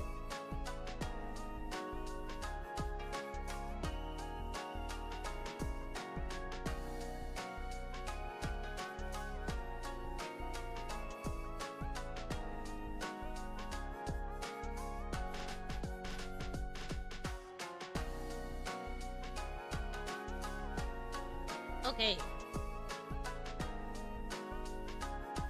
I'm almost done with the last piece of bagel. I did a speed run.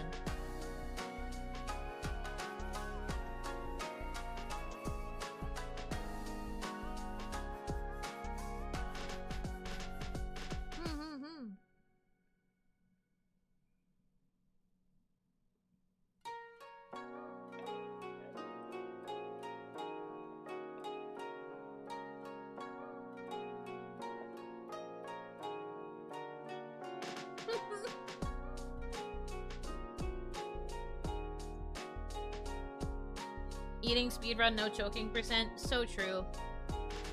There were a few times where I came close to choking, but I'm okay. I am lucky in that I not only have coffee, but I also have water.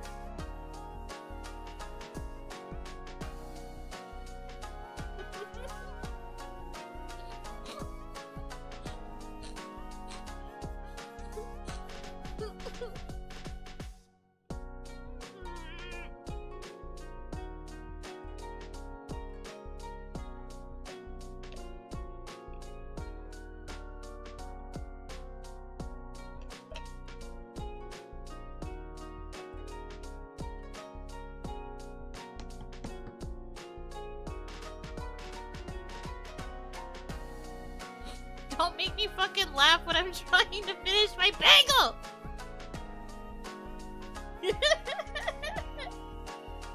I almost did choke!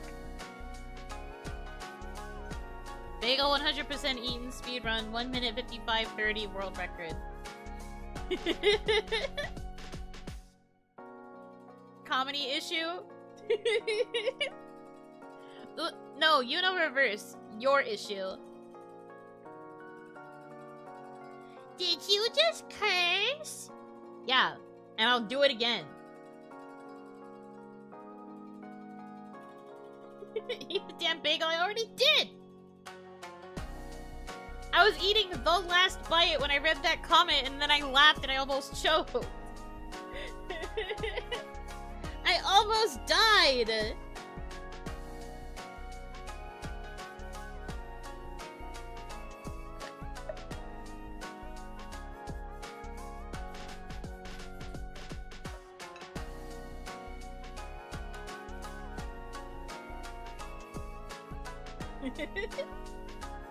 If Yuno chokes, we can't even give the Heimlich, we can only pat her head.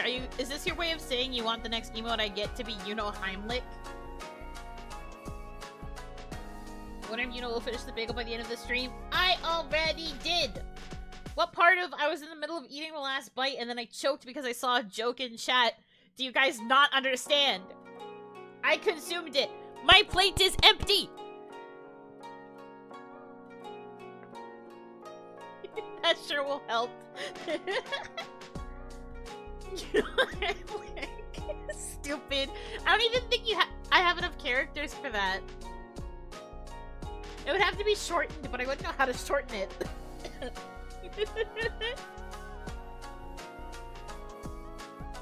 But you said you had 3 halves left? Yeah, and then I said, guys, I'm almost done with my bagels. I did a speed run.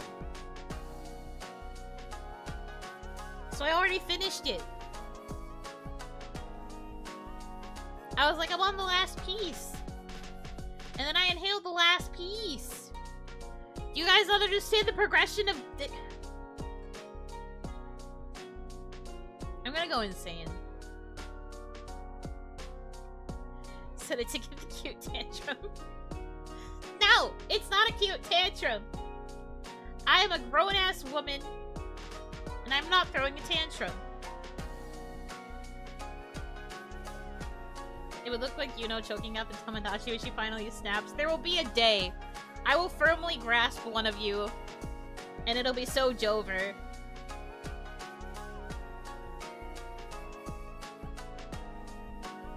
Yuno grasp.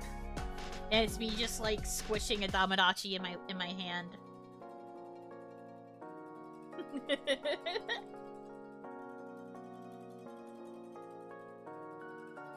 She's stomping her feet. I will commit a crime. Grown is a stretch? Shut up! Shut up! I'm old! Grasp like holding hands? No, grasp is in like squeeze you like a stress ball.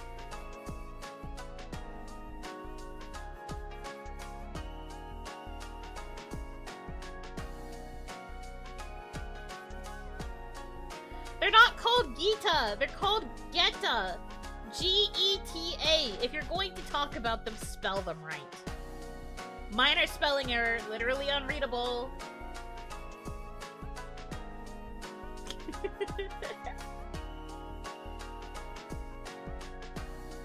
Also, someone mentioned a tasty beverage. I just finished my coffee. That was my tasty beverage. It was delicious. I do actually still have more coffee, but I don't want to get more right now. I'm good. Minor spelling miscake. I'm going to scream.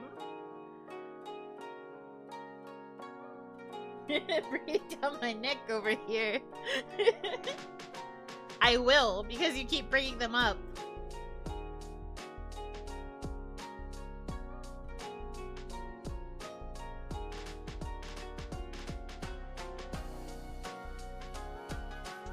Okay, you can have people type Geta in kanji too. I won't be mad at that. But like, if you're going to write it out in Romaji, at least spell it with the proper Romaji. Palm size Oni threatening chat.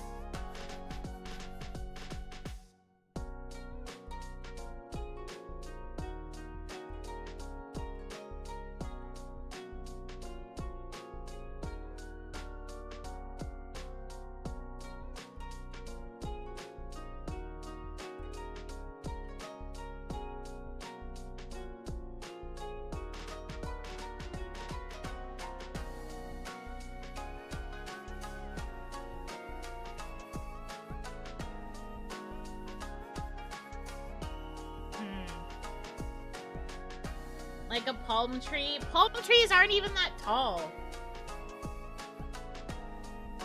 You really think that that helps me? Palm trees aren't even that tall. They're like average-ish. And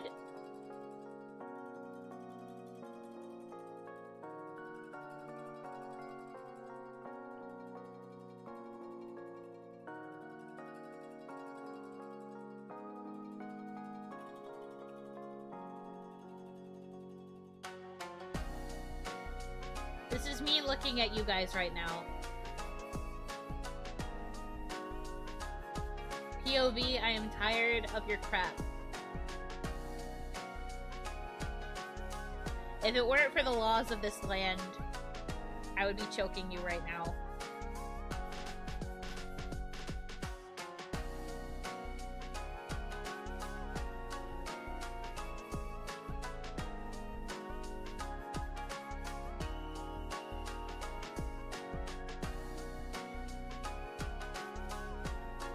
I see much love in this look. I worry about the kinds of love you experience.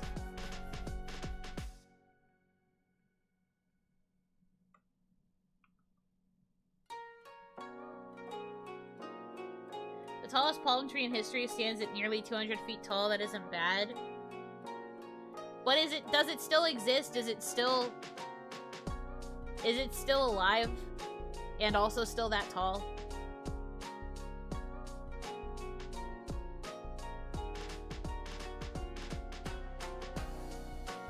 You know, choke and you know Heimlich would make a nice pair of emotes.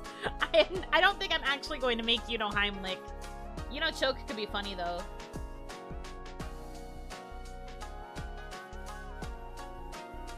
Stop saying I'm 1 foot tall! I'm not! I'm not even that small! You guys should be making fun of the other tiny people. Like, Nano is also short. Do you guys make fun of her this much? Messed up.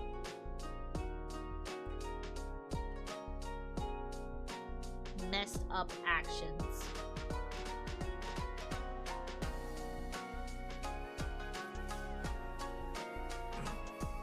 I like the wording on that message.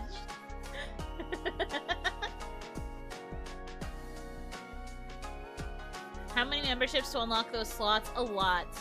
It's going to be a while before I get any new slots. A lot of memberships. It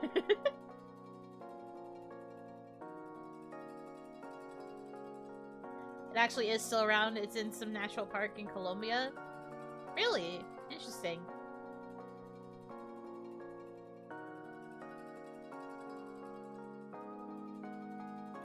But yeah, no, it's gonna be a very long time before we get any, new membership emotes. Very, very, very long time.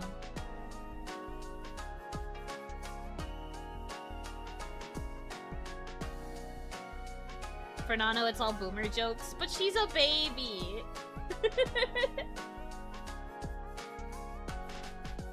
She just has boomer tastes, which is very funny. Even just the other day, I was talking to her about stuff that I was surprised that she knew about.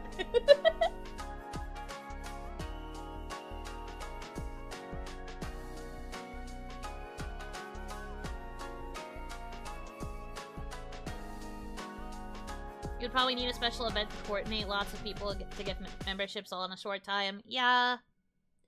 But I mean, that has been something I have, like, half discussed with management before. Like a big event.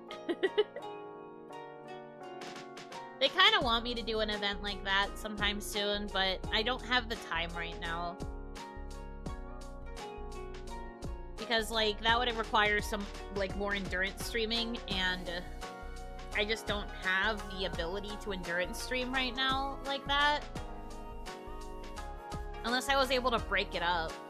And then just make it like a super long event, but I don't know.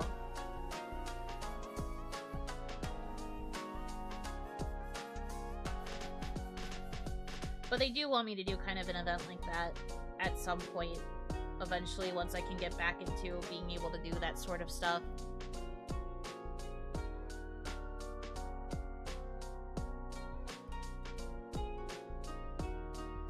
Every Yuno stream is enduring the Tamanashis. I mean, you guys aren't that hard to endure.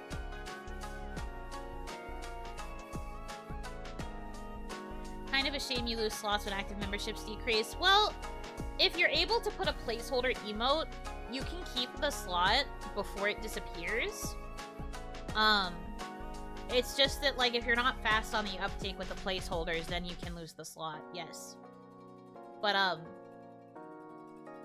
you can hold on to it, though. And they won't go away. That's what I've done with some of mine, and then that's why it's hard for me to calculate how many we need for the next slot. Because a lot of these were placeholders, that have now changed, but, like, some are still placeholders, and, like, I don't know how to... I don't know how many we need to get more. YouTube's membership emotes unlock system is kind of dumb. No, I agree. But it's like this on platforms like Twitch as well.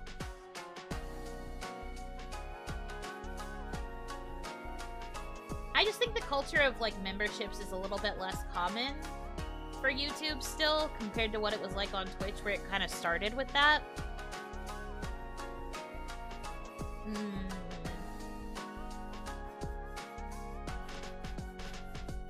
Sometimes I worry we are being too silly. Do let us know if it's ever actually too much. I do. I've let you guys know a couple of times, but I do appreciate the check-in.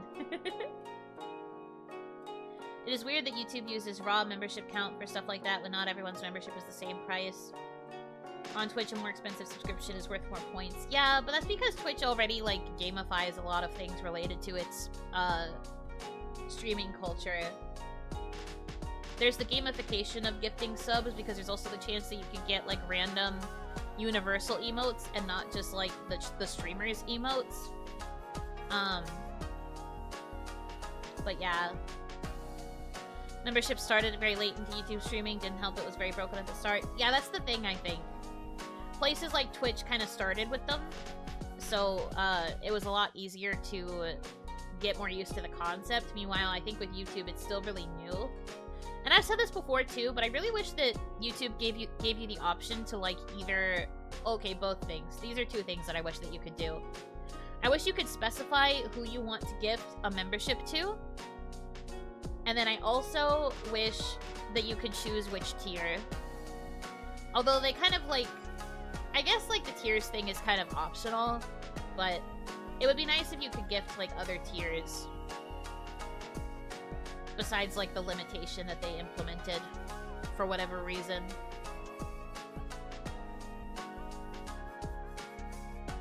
Surprising that YouTube didn't yoink some of Twitch's ideas. I've said this before when talking about platforms, but I think YouTube's focus right now is way less on streaming. I don't think they care as much about their normal streaming. I think they are focused more on shorts. Because I think they want to be a competitor more so to TikTok than to Twitch. Twitch has kind of been taking some L's, as it were, in more recent times. So I think YouTube is kind of not as worried about Twitch, and they want to focus more on competing with TikTok. So they're focusing more on developing, like, shorts and, like, the shorts algorithm and things like that. I think they're going to be super slow with any sort of, like, streaming-related rollouts and, like, other things like that.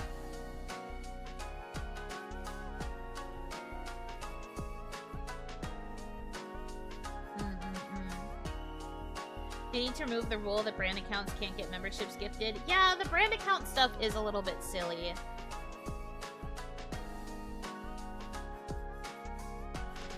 That's another thing I'd like them to remove, but in terms of priority, I think you should be able to change which tier you gift.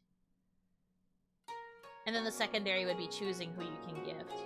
Although I guess you might have to fix the brand accounts thing and then add choosing who you can gift, because then you could choose to gift it to, like, anybody, regardless of whether they're a brand account or not.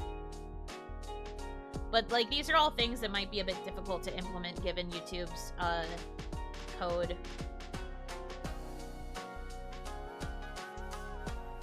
It's hard to say. Because, like, the way it works on Twitch, from what I understand, is that it'll pull from people that are watching, sure, but it also has the chance of pulling people who just follow the channel, or people who, like, existed on the channel at any point.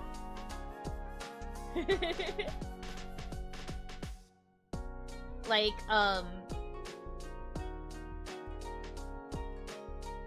like, even if you just visit a Twitch stream, you stand the chance of being gifted a subscription to it.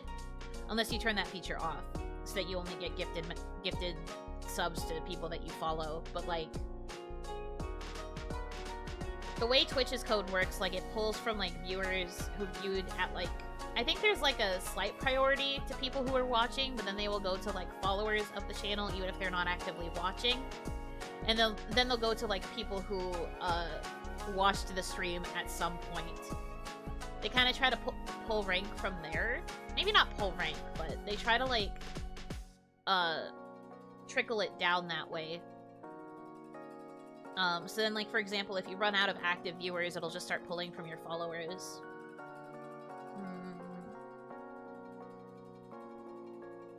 It happens here, too. I was consistently getting gifts for a channel where I'd watch one stream a month. I guess that's true, too. But I hear it's, like, even more random on YouTube. Like, there's less of a... well, maybe not more random. I feel like it's more limited on YouTube, though. And again, a lot of the issue here is that, like, even if someone is actively watching a stream, like, right now, they might not get gifted no matter how many gifteds rain down. Like, it'll prioritize, like, random people. It's only tier 1, though? Yeah, because the way YouTube works, I'm sure the other girls have talked about this before, but, like, you can only gift the tiers that are, like, $5 or less. So if you have a tier that's, like, more than $5, like USD currency, then that can't be gifted for whatever reason. Even though, like, you would think that would be allowed because you would want to be able to give more support to a creator, but whatever, YouTube's being YouTube. But they make it so that you can only gift the like, lowest tier that's, like, 5 or lower.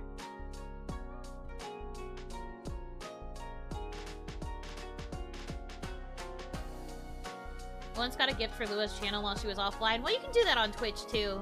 There are plenty of times where people do, like, offline, what are they called? Sub-trains? Hype trains? I don't remember. Twitch is weird. But, like, there are tons of times where people have, like, done that kind of thing offline before. So that sort of stuff happens on Twitch as well. If someone feels like gifting memberships, then you can randomly get a membership. Scam trains.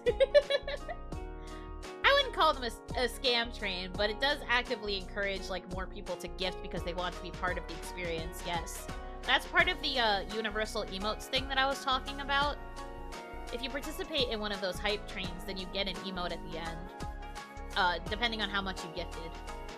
So I think it's only gifted to the top few gifters. But it's like a free universal emote that you can use in, like, any channel that you watch. And sometimes you get more than one depending on where you ranked, depending on how much you gifted.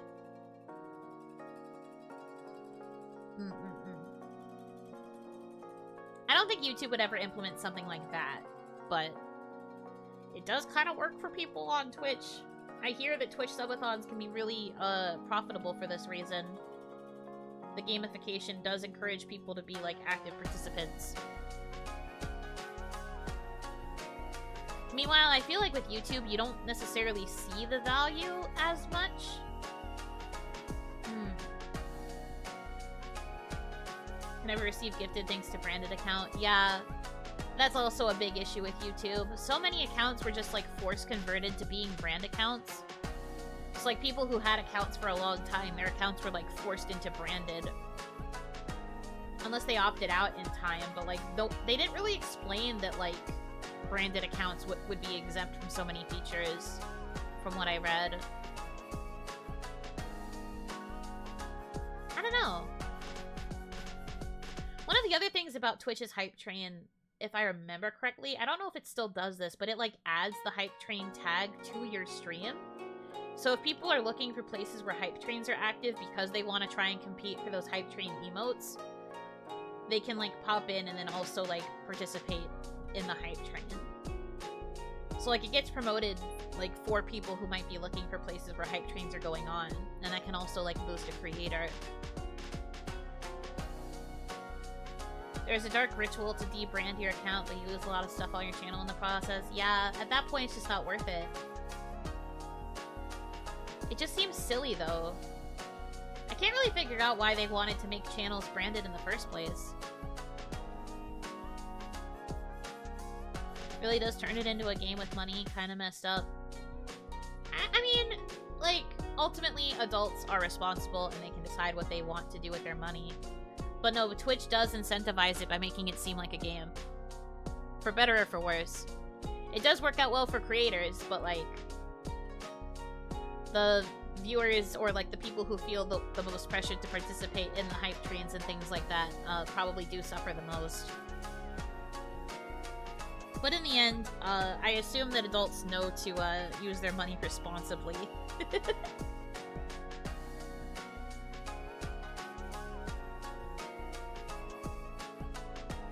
Anyway. Social media rant over.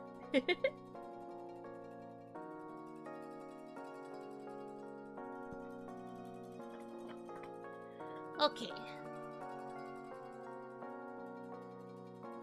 Is there a benefit to having a branded account? I honestly don't know. I want to look it up, actually. But I don't really think there is.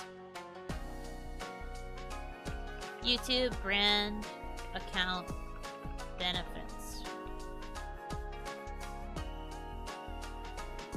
I think the only real benefit, speaking as somebody with a brand account, is that it allows multiple people to manage the channel. So like, as a corporate VTuber, there is a benefit to that because it means that everybody in management can have permission to look at my channel. Like, they can all get authorized to look at it and like adjust stuff on it. So for example, if there was ever an emergency and I couldn't like fix something on my channel, one of the managers could access it and fix it for me. I think that's the only benefit though.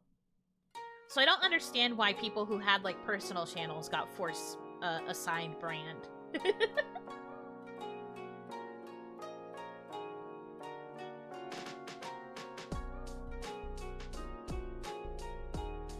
And log you out at the same time? That's not true. I think the logging out just kind of happens randomly as like a security measure.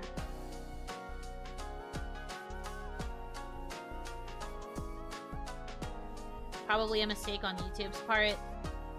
No idea.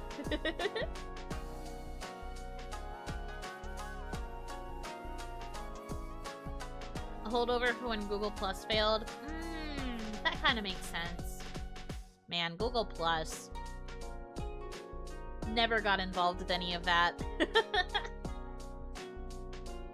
I thought it was so silly.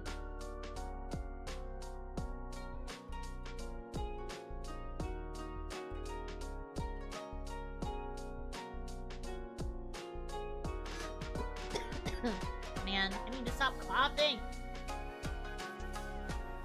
Totally forgot that existed. Honestly, I forget about it too. Then someone mentions Google Plus and I'm just like, oh yeah, that was a whole thing, huh?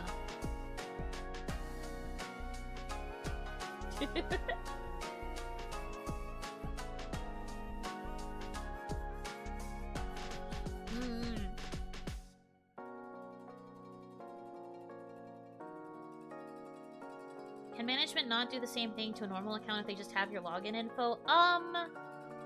If you are logging in from an unfamiliar location, it will ask for verification, usually from the phone number associated with the account, I think, question mark?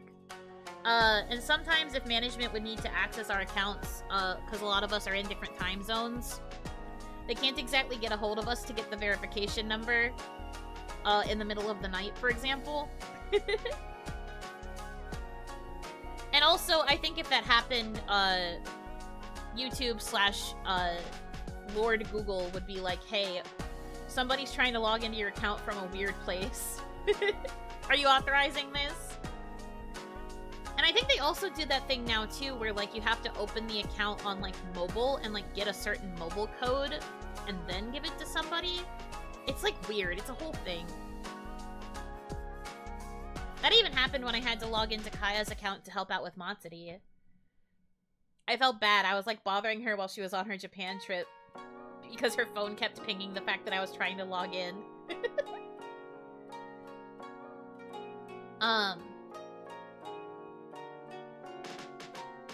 But like giving the managers access through being a branded account does make it easier for them to just like switch to our accounts without having to log in with the email address and the password. Because I think logging in with the email address and password makes it kind of like, it like alerts the Lord Google, I suppose. Google-sama doesn't like it because it recognizes that you're logging in from like a different area. And it's just like, that's sus, I should lock your account temporarily. And we're just like, oh, no, please. We did intend this. So, I think that's why. That's like the only benefit that I see, though.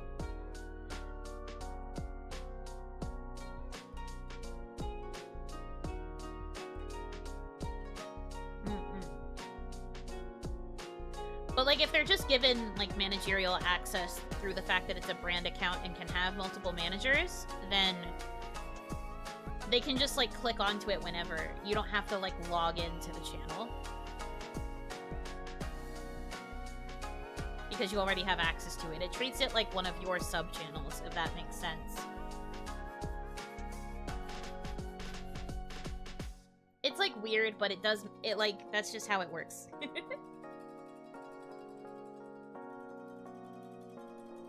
The more you know.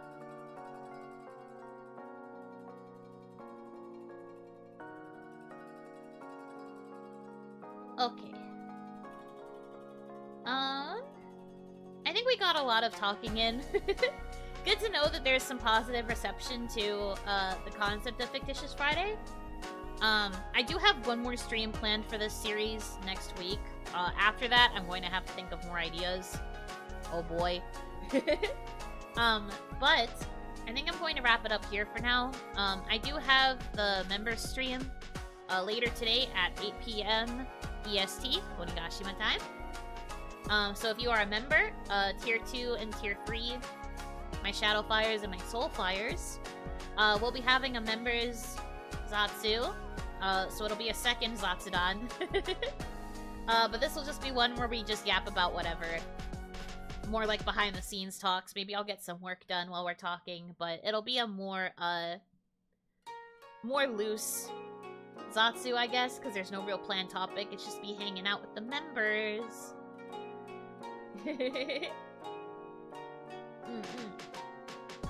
Well, that's the plan for later, and then tomorrow we have the morning work stream.